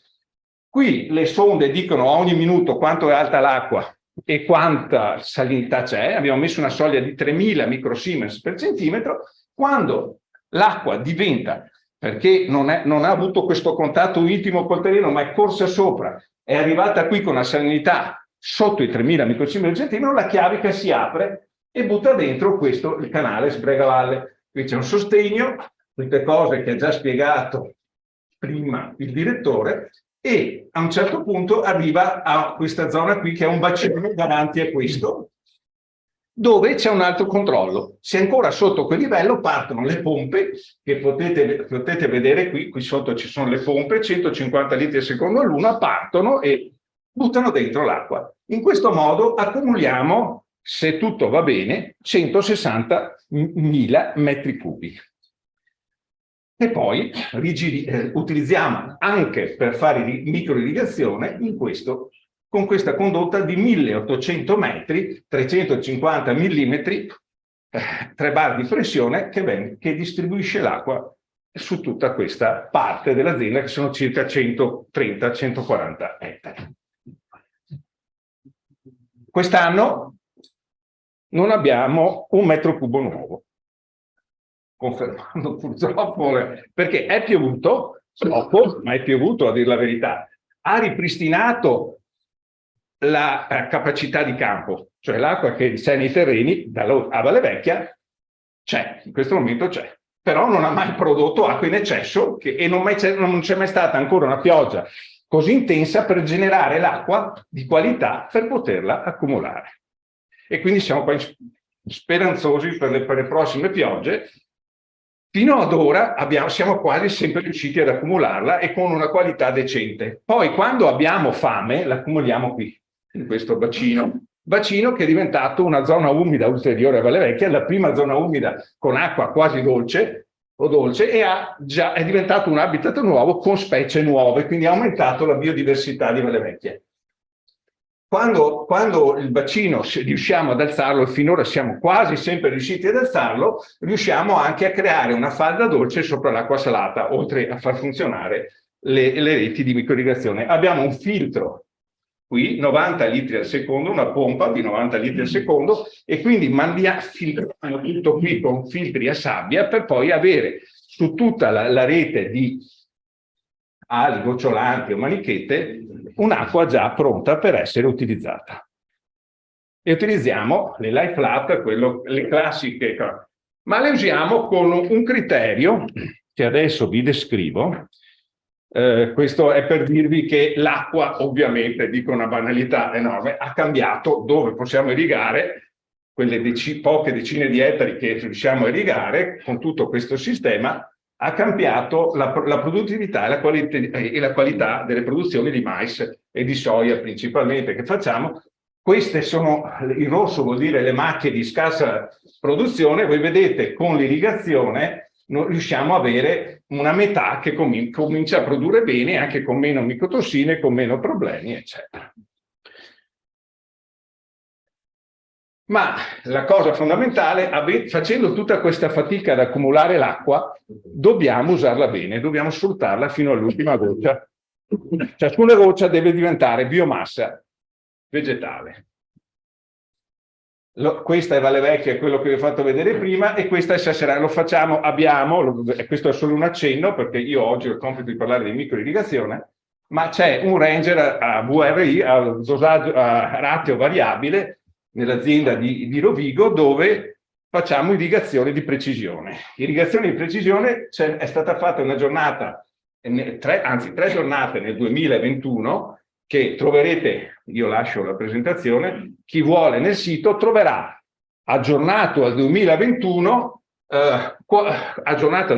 l'offerta per l'irrigazione di precisione a livello mondiale. C'era l'80%, siamo riusciti ad avere l'80% di chi fa ricerca e che vende tecnologia per l'irrigazione di precisione. Quindi troverete le marche, le offerte, le tipologie, dalla sonda alle manichette, eccetera, per poter fare irrigazione di precisione, o irrigazione anche non di precisione normale. Cioè, questo è il link se vorrete utilizzarlo. E la base per veramente sfruttare l'acqua fino in fondo è l'agricoltura di precisione in senso generale. Allora, sui sassi non cambia niente, però parliamo non esiste per fortuna soltanto i sassi, esiste in generale anche qualcos'altro. Quindi dove io ho variabilità dei terreni, e anche in queste zone comunque c'è variabilità nei terreni, la prima cosa che devo fare è fare le zone omogenee, cioè ciascuna zona, il territorio in base alle mappe di produzione, analisi con il georesistema, varie cose che adesso vi descrivo, vengono individuate per le loro caratteristiche. Noi abbiamo cominciato nel 2011 a fare le mappe di produzione, poi abbiamo messo l'RTK, abbiamo fatto tante robe, abbiamo fatto un'analisi della variabilità su tutta l'azienda, e dove trovavamo delle zone con caratteristiche simili ma diverse dalle altre, abbiamo fatto le analisi del terreno e abbiamo cercato di capire perché erano diverse. E quindi caratterizzarle per quanta acqua possono trattenere, per quale potenziale produttivo hanno, eccetera, eccetera. Abbiamo fatto diverse prove e abbiamo zonizzato tutta l'azienda. Abbiamo concluso tutta la zonizzazione e tutta l'analisi proprio nel 2021. Questa è la mappa fatta con un sensore, vedete i diversi colori dicono quanto diverse sono le zone, e alla fine abbiamo creato le zone omogenee. I colori rappresentano delle zone omogenee. Abbiamo fatto le analisi di queste zone omogenee, abbiamo visto sì, sono veramente omogenee, e mettiamo al centro di ciascuna di queste zone, se c'è la cultura che ovviamente ne beneficia, un sensore, non su tutto, non dappertutto, uno perché quella zona è abbastanza omogenea per pensare che l'informazione che dà quel sensore unico di quella zona sia attendibile per tutta quella zona, e quindi razionalizzo anche nei costi di tutto il sistema. Queste sono le sonde, sono sonde, nulla di straordinario, sono anni che possiamo fare queste cose. Le sonde mandano anche di Stroma Cortina a Beverme e Spris, e arriva il messaggio che c'è, l'acqua è andata sotto per esempio il limite, e quindi è possibile, facendo le cose bene, anche attraccare un bottone da Cortina con Spris davanti e fare partire l'impianto irriguo. Adesso senza esagerare, ma è possibile oggi gestire in modo automatico l'irrigazione in questo modo. Le sonde restituiscono una serie di informazioni e possono anche dare dei comandi automatici in cui l'idrovalvola apre, chiude, riduce, perché noi abbiamo detto da 3 passo a 1, eccetera. Adesso non la complichiamo con dati tecnici, ma dopo se volete li affrontiamo, e arriviamo a dare l'acqua ai vari settori. Se zona di sabbia comincia a raggiungere il limite prima, e io comincio a dare l'acqua a quel settore lì, e così via. Certi settori, se l'annata è buona, non li bagno quasi mai, li bagno una volta sola contro 4 o 5. Voi capite che già questo dà un risparmio notevolissimo dell'acqua che ho nel bacino, e quindi la sfrutto meglio. Poi le sonde danno continuamente delle informazioni. Quando io bagno si vede che la salinità diminuisce, che quando comincia a asciugarsi la salinità aumenta, e che devo ridarla ancora. Quindi posso anche dire, non faccio proprio tutto automatico, ma intervengo perché questa cultura la voglio tenere sempre al massimo, e quindi cerco di fare tutto il possibile per ottenere il massimo da quella e magari da un'altra cultura. Quindi ho la possibilità di gestire tutto ottimizzando i miei obiettivi tecnici ed economici. Abbiamo anche un impianto di irrigazione di precisione in prova con subirrigazione. Perché? Perché è in teoria l'impianto più efficiente del mondo, e anche in pratica. Questa è abbastanza vecchia, è una ricerca che abbiamo fatto qualche anno fa nel bacino scolastico al Cavain, per chi conosce il Cavallino. Perché? Perché al Cavallino ci sono terreni sabbiosi, con poco strato, il margine sotto, quote 10, 50, 11, con uno strato quindi coltivato molto piccolo, acqua salata sotto, si prende l'acqua dai pozzi, speriamo bene, è acqua di qualità migliore di quella che usiamo noi nel bacino, e viene distribuita. Io devo cercare di non perdere una goccia e di fare in modo di darla, e che tutta quella e il pomodoro o qualsiasi cultura ci sia la prenda. E come abbiamo fatto questa cosa? Allora, sostanzialmente le ali gocciolanti sono tra i 25 e i 30 centimetri. C'è un impianto che ha il sensore che dice serve dare l'acqua o non serve dare l'acqua, tutto in automatico, e c'è un sensore sotto, c'è un doppio sensore che dice se l'acqua, mentre sto irrigando, sta andando sotto, cioè a sotto, perché questo impianto non perde per evaporazione, perché essendo interrato l'acqua non evapora, quindi quella perdita non ce l'ho. L'acqua che io metto si acciuccia la cultura oppure può andarmi sotto, dove la pianta potrebbe non ciucciarsi a tutta. E al Cavain a me va in falda salata, persa. Allora, cosa faccio io? Col sensore sotto, subito sopra la falda di acqua salata, se arriva qualcosa ferma l'impianto, quindi l'impianto va a impulsi. un impulso, gli davo quello che posso a seconda della necessità e poi lei automaticamente si ferma e così via, fino ad arrivare, c'è ovviamente tutta una relazione per chi fosse interessato a progettarlo a casa sua, siamo arrivati a 21-22 impulsi al giorno. Abbiamo fatto tutto automaticamente, se dovessimo farli noi altri se diventaria semi. Ecco, ma in questo caso non succede. E noi applichiamo lo stesso sistema qui e abbiamo fatto delle prove. Qua vi porto dei dati di una delle prove più complete che abbiamo fatto con una tesi di laurea con l'Università di Udine. Goccia è la goccia normale e vedete che abbiamo dato meno acqua con la goccia normale. Perché abbiamo dato meno acqua? Perché mettere giù le manichette è bello, ma c'è un mestiere e costa anche a schiena. Mettere giù le manichette bisogna metterle giù prima che il mais superi una certa altezza, se no dopo mi faccio fuori il mais. Devo avere un'organizzazione aziendale con la stendi manichette, devo aspettare magari di fare la sarchiatura per chi non è sul sasso, fa anche certe operazioni, eccetera. Quindi, mentre se ho la subirrigazione sotto, che può durare, nel nostro caso dura ancora, a qualche anno, ci sono esperienze tra i 10 e i 15 anni con i tubi sotto che ancora funzionano. Potrebbero anche rompersi, bisogna fare un buso e sistemare. Comunque, con la subirrigazione riesco a partire prima e riesco a essere più efficiente rispetto alle limitazioni che ho in un terreno. Insomma, alla fine questi sono gli aumenti di produzione di sostanza secca e produzione normale al 13 o 14 che abbiamo avuto da questa sperimentazione. Per 10 mm d'acqua questi sono gli incrementi che abbiamo avuto per dare un'idea di quanto valorizzo l'acqua. Perdita zero.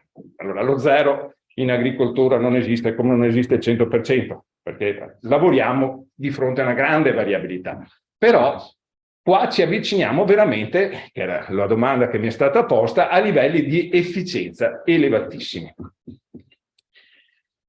Questo poi lo si misura anche come resa con le mappe di produzione, che è una cosa che è utile sempre e dappertutto, in un terreno omogeneo del Sasso forse meno, ma in generale da sempre informazioni utili fare le mappe di resa. Oggi costa poco fare una mappa di resa con la trebbia e capire dove si produce di più, dove di meno, dove è irrigato, dove non è irrigato, eccetera, eccetera, è molto utile poi per capire cosa fare gli anni successivi.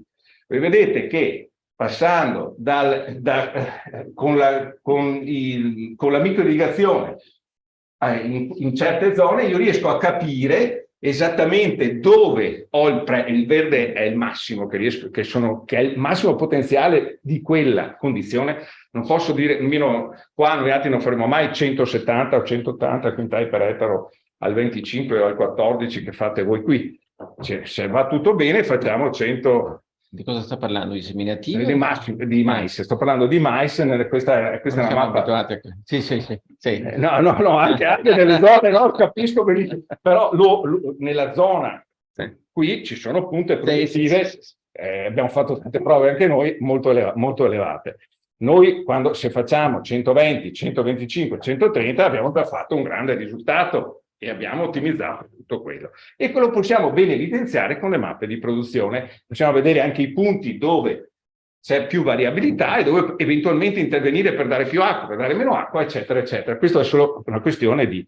Ecco, io ho fatto questa presentazione con il mio collega agronomo Davide Vistorini, che è l'agronomo professionista che collabora con noi per mettere in campo tutte queste cose, far veramente bene l'agricoltura di precisione. Ci vuole gente preparata che sappia essere agronomo, ma sappia essere allo stesso tempo ingegnere, sappia far funzionare le macchine, ed è questa una figura che manca ancora abbastanza nel nostro territorio, che stiamo cercando di promuovere e di formare. Mi fermo. Grazie. Per quanto riguarda la bonifica, perché immagino che l'esperienza del 2022 ci abbia spiegato molte cose. Quello che potrebbe essere interessante è cercare anche di capire nella vostra visione quanto tempo ci vorrà per trasferire il modello che è stato fatto nell'alta area trevigiana poi nel resto del bacino del percorso di bonifica, perché credo che sia questo attendere un po', no? Poi anche, cioè, ci dobbiamo aspettare quanti anni di questa operazione, è difficile da dire, che servono anche finanziamenti. Il problema è questo. Stiamo spingendo sulla progettazione sperando di riuscire a ottenere dei finanziamenti. Eravamo convinti che il PNRR fosse un treno importante, perché si continua a parlare di miliardi, che sembrava che ormai li trovassimo attaccati al pero di casa, ecco, bastava avere la voglia di andare a coglierli. Noi la progettazione l'abbiamo fatta, la stiamo perfezionando, siamo all'interno di liste dove bisognava presentare le domande, speriamo che rifinanzino quelle graduatorie. Abbiamo coinvolto più figure, più persone che più o meno sono vicine alla stanza dei bottoni, sperando che su questo si vada. A livello nazionale c'è l'associazione Lambi nazionale, che dovrebbe avere un ruolo di lobby su questo, che è quella che vive a Roma ed ha i contatti istituzionali, diciamo anche in maniera formale proprio. Speriamo che questo produca dei risultati. Noi intanto ho detto, facciamo quello che possiamo fare noi, cioè investiamo delle risorse importanti. È stata anche una scommessa un po', perché abbiamo dovuto mettere risorse importanti per la progettazione, una parte è stata anche finanziata come progettazione anche proprio, e questo ci condiziona inevitabilmente. È chiaro che poi per realizzarle c'è bisogno anche di tempi tecnici, però tutto è condizionato, tutto è collegato al finanziamento che deve arrivare, perché evidentemente noi come consorzio realizziamo le opere nella misura in cui ce le finanziano. Chiaro, tema economico. Posso aggiungere? Certo. C'è anche un altro problema adesso, che è l'aumento dei costi dei materiali su progetti già finanziati che stiamo mettendo in terra. Quindi, oltre a non aver avuto soldi, non è detto che questi vengano completati al 100%. Sì, un altro elemento che di assoluta importanza. Di che cifra parliamo? Che cifre? Panometricamente, direttore, per avere un'idea. Prego. Allora, per quanto riguarda la trasformazione in riva, faccia conto che ogni ettaro costa 15.000 euro, ogni ettaro di trasformazione in riva. Quindi su 200, abbiamo 20.000 ettari, abbiamo calcolato circa 250 milioni di euro. E quindi sono numeri che sono improponibili. Prima del PNRR avevamo qualche aspirazione, no? Di diventare grandi gestori, di gestire un'opera. In realtà non ci siamo resi conto che eravamo in tanti a proporre progetti e siamo arrivati in lista, ma non abbiamo ricevuto finanziamenti. Però abbiamo pronti, perché il problema è anche prepararli e renderli cantierabili i progetti, nel senso avere il progetto esecutivo pronto a essere appaltato, bisogna fare l'appalto, bisogna fare tutti questi lavori qua. Abbiamo in realtà preparato progetti per circa un centinaio di milioni di euro, sono pronti, diciamo che una certa area è coperta. Non possiamo neanche spingerci a farli tutti, perché dobbiamo avere anche la sicurezza di essere finanziati, altrimenti facciamo i progetti su tutto e dopo 5 anni diventano vecchi e bisogna cambiare prezzi, cambiare tutto e ripartire da capo. Quindi è un'operazione piuttosto complessa, però è costosa ed è il motivo probabilmente per cui in realtà anche all'interno del PNRR non siamo andati nelle prime. Il costo ettaro è molto elevato. Posso dire una cosa su quello che ha detto il direttore adesso? Perché qualcuno potrebbe dire, ma come mai non siete stati finanziati? C'è una cosa che grida vendetta, ma purtroppo il meccanismo è questo. E allora, i progetti sono stati valutati e hanno priorità di finanziamento i progetti che spendono meno in base al costo ettaro. Cioè, basta perché paradossalmente, se tu rinnovavi le canalette, spendevi poco per ettaro e andavi in cima alla graduatoria. Noi che abbiamo proposto delle soluzioni con tecnologia avanzata, evidentemente, ma che tenevano conto per non sprecare acqua, che tenevano conto anche di normative europee, deflusso ecologico, minor costo energia, ma questo è scollegato dall'impostazione e dalla valutazione del contesto.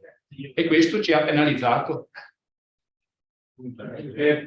Scusate, mi interrompo un attimo, mi segnalano che c'è un Fiat Scudo grigio scuro da spostare, non so se è qua, e una Volvo XC60 bianca. Va bene.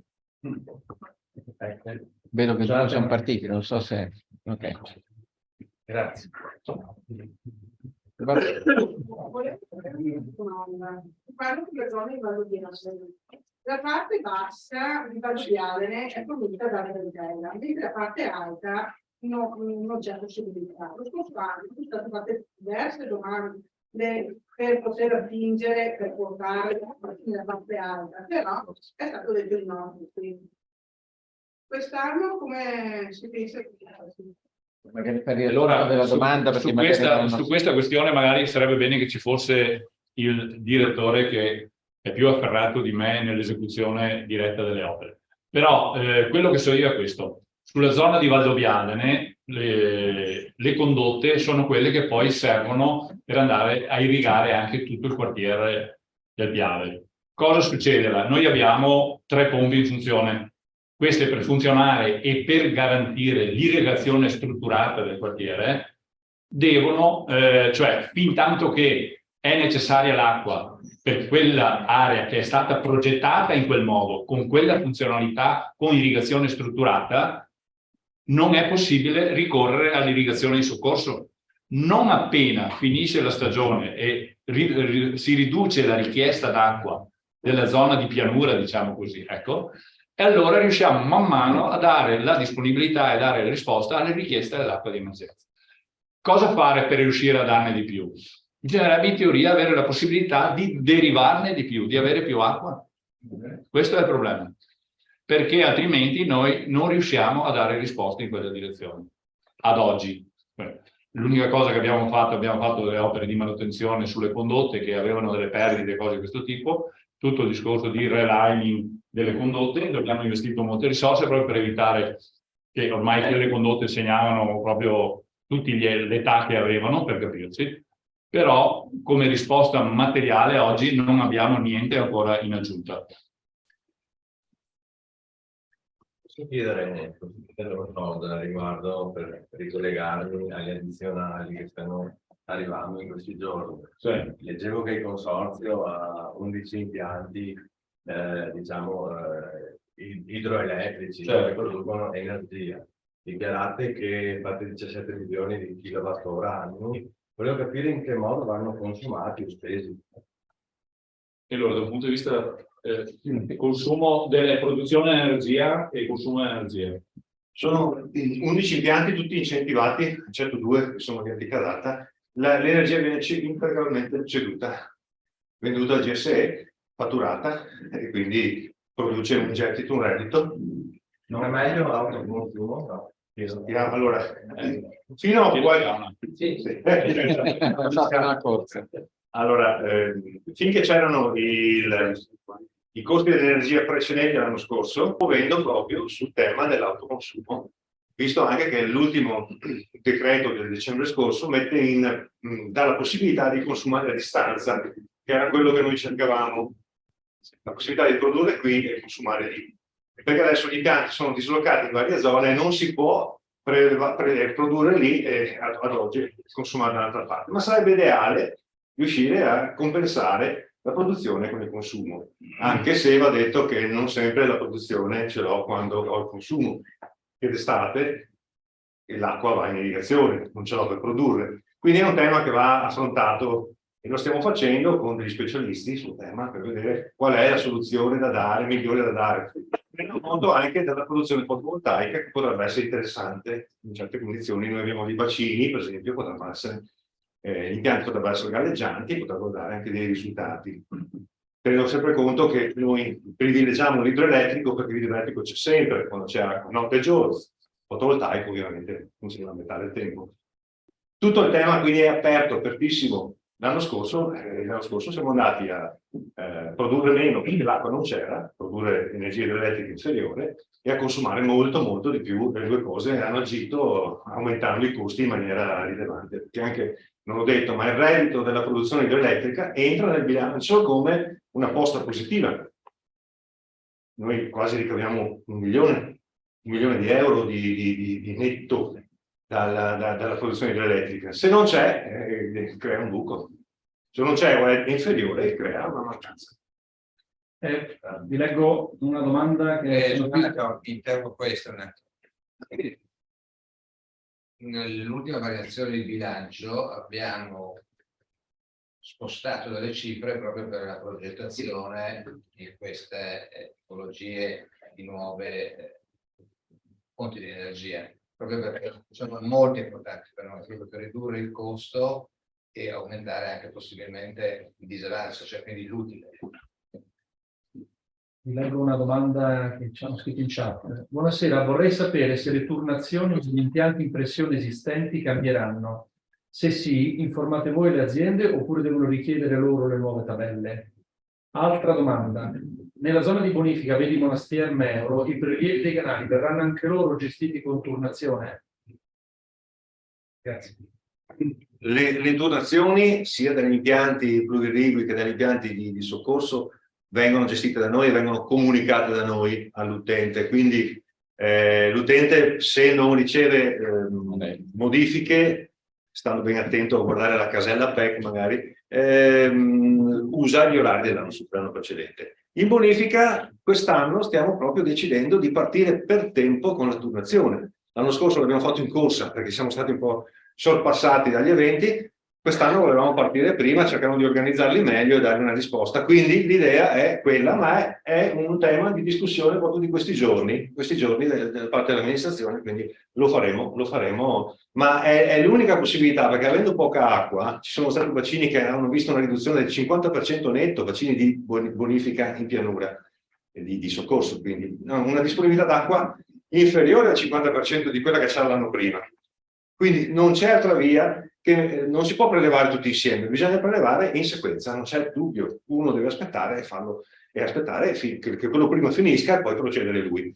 E quindi a passare per il turno ritengo che sia inevitabile, lo faremo però in maniera anche, informeremo noi le persone, lo manderemo a casa, è un po' un problema anche avere il contatto giusto, e la PEC, la mail, il numero di telefono, è sempre un problema la comunicazione quando i numeri sono elevati, noi abbiamo numerosissimi utenti, quindi però cercheremo di farlo. E dopo c'è un problema di fondo anche, che con l'irrigazione e soccorso è evidente che ognuno spera fino all'ultimo momento che ci pensi qualcun altro, perché poi quando metti in moto un trattore o devi fare altre cose ci sono costi e allora tutti rinviano al giorno dopo.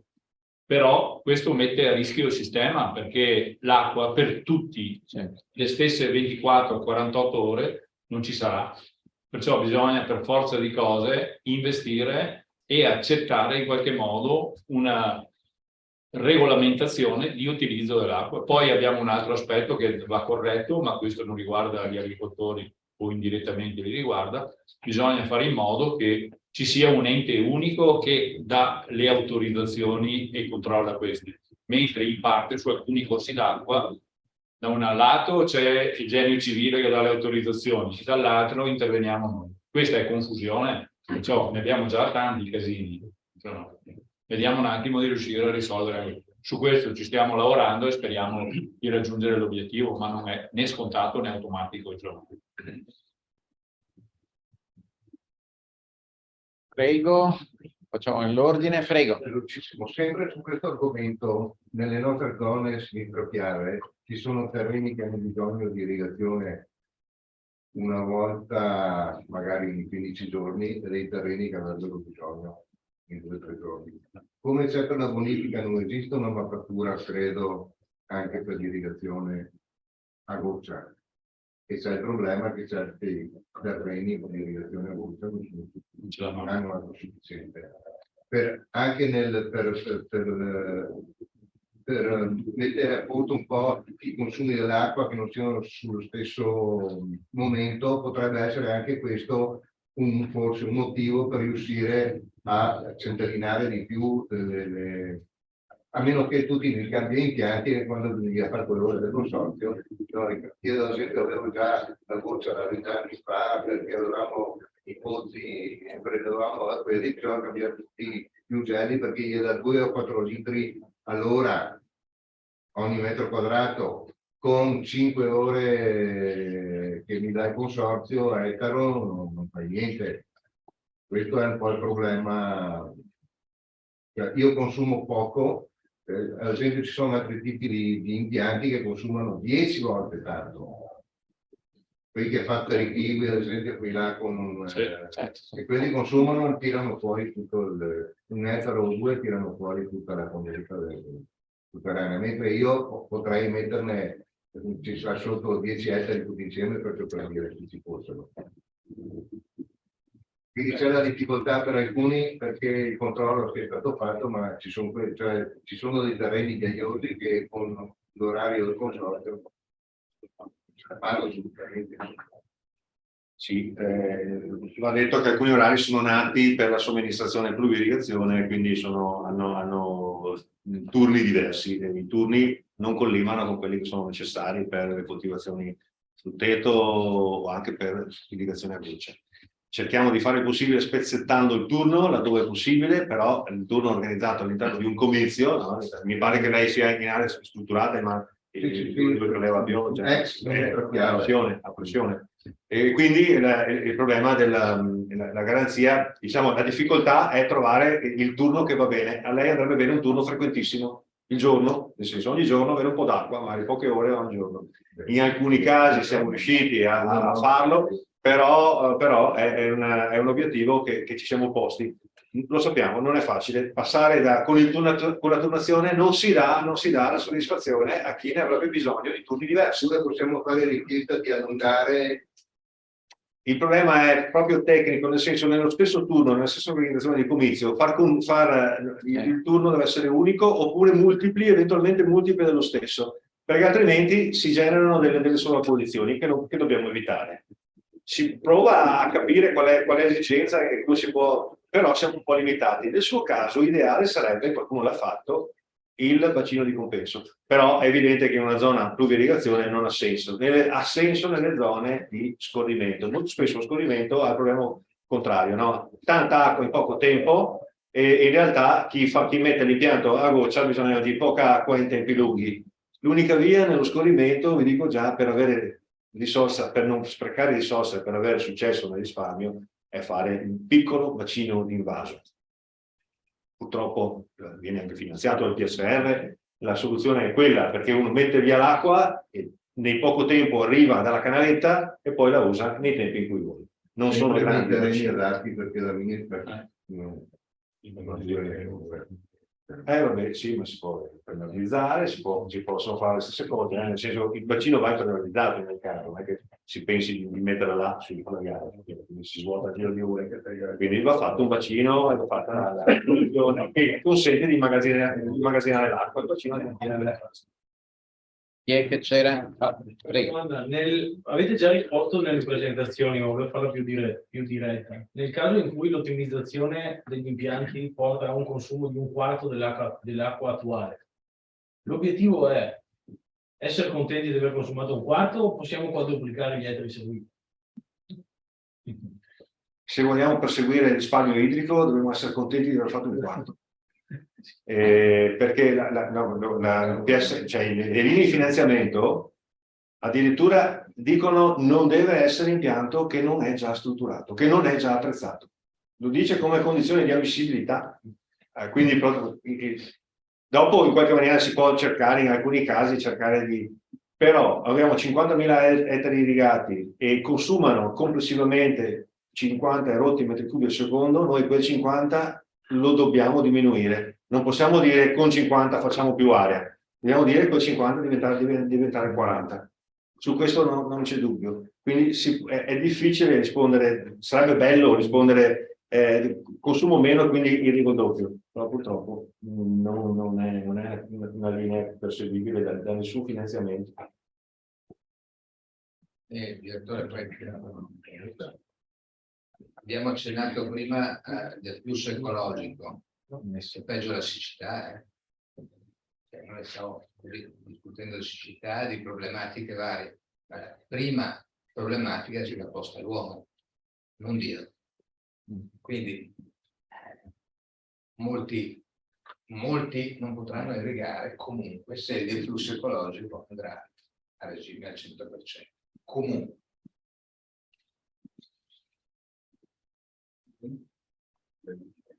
Prego, che così andiamo verso la conclusione. Una domanda, i nuovi impianti che sono in costruzione, che oggi mi sembra siano tutti bloccati.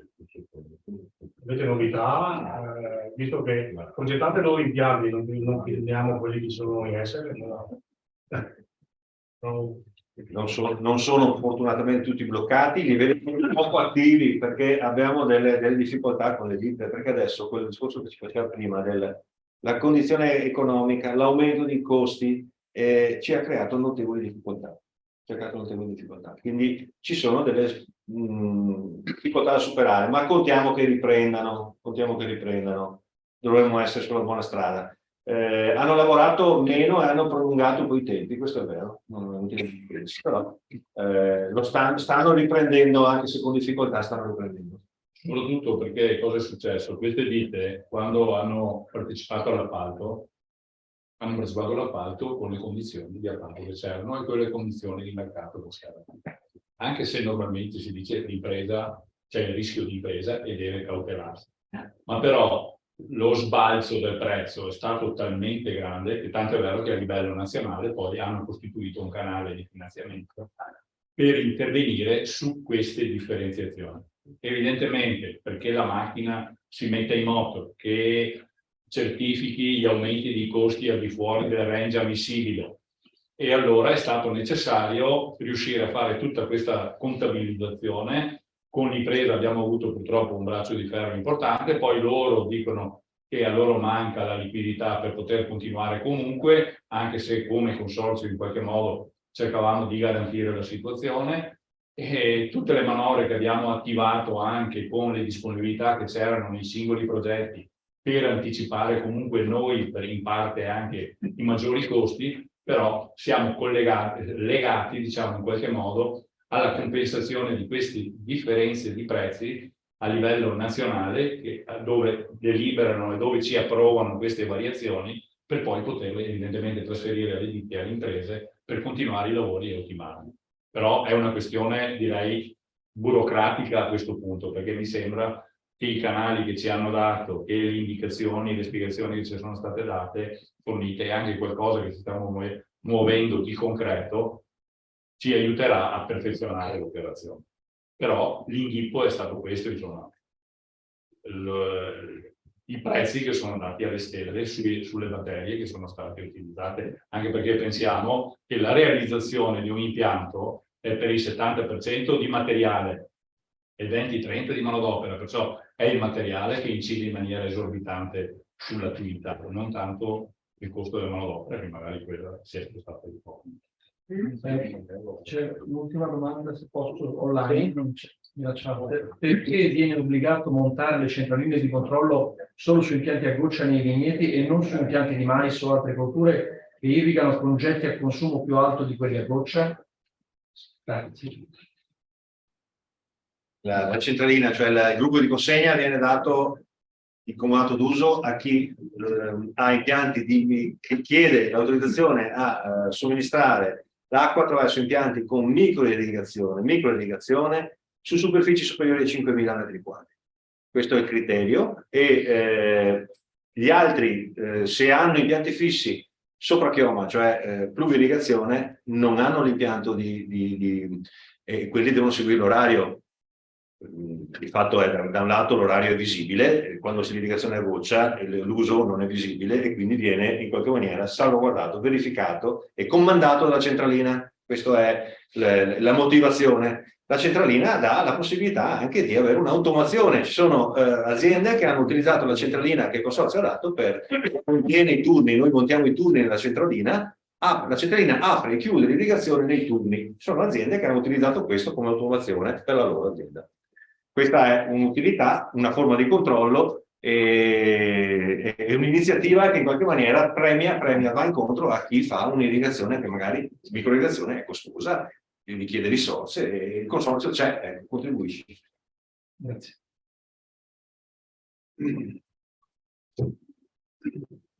Ho sentito parlare prima che per il flusso ecologico si passerà da 10-11 metri cubi sul piano a 33. Questa quantità d'acqua, sicuramente nell'ultimo secolo, ha determinato il cambiamento che prima avete espresso nella parte meridionale di Treviso.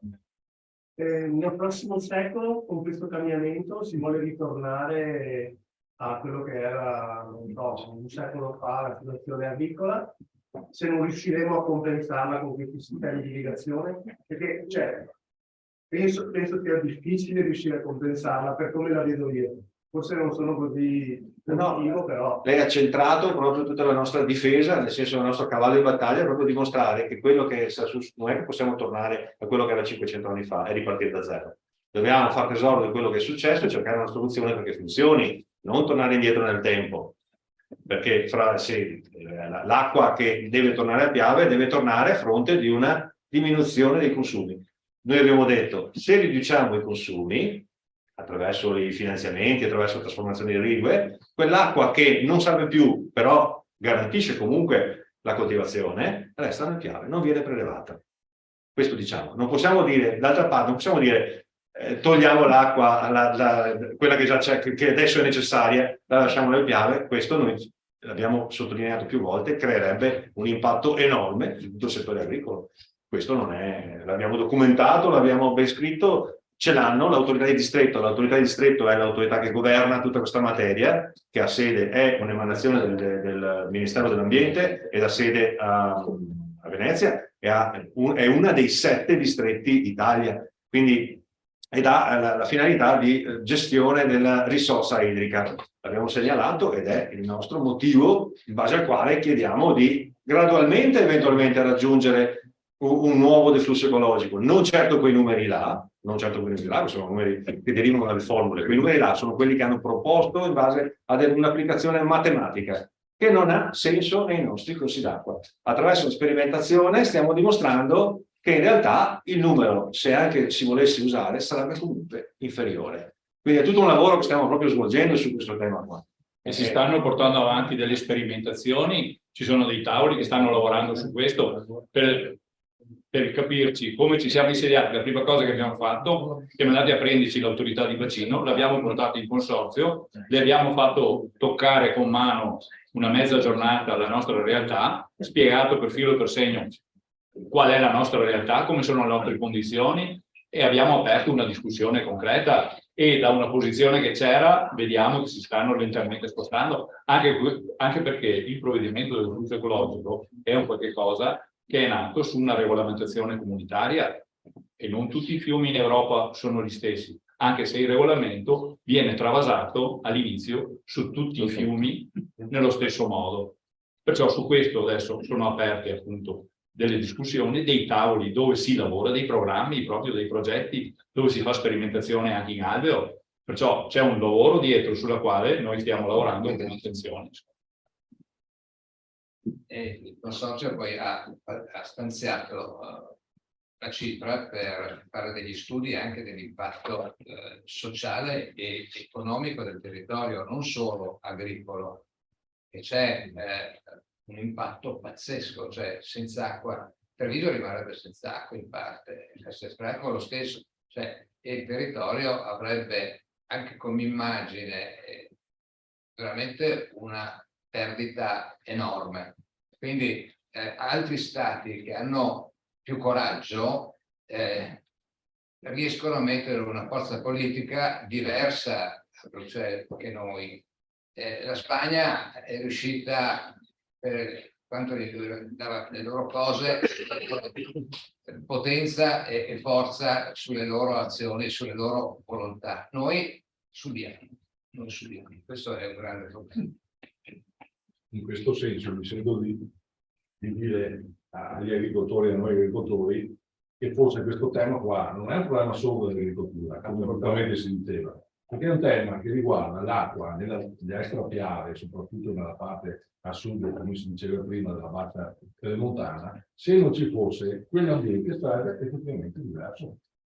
E non è un problema solo dell'agricoltura, ma è un problema complessivo di un ecosistema sociale, economico, e ambientale, visto che si parla di ambiente per l'acqua che corra sul piave è un effetto ambientale, ma anche dall'altra parte e comunque va a riversarsi negativamente la fruibilità ambientale.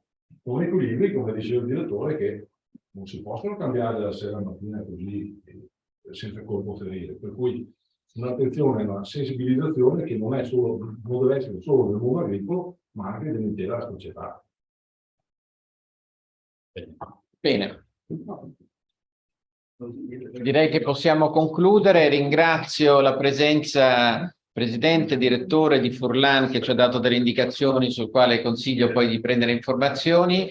L'associazione è a fianco del Consorzio di Bonifica, soprattutto per la comunicazione, se fosse necessario ci siamo, così come ci sono le altre, e vedo che abbiamo tanta strada da fare e cercheremo di farlo insieme. Grazie.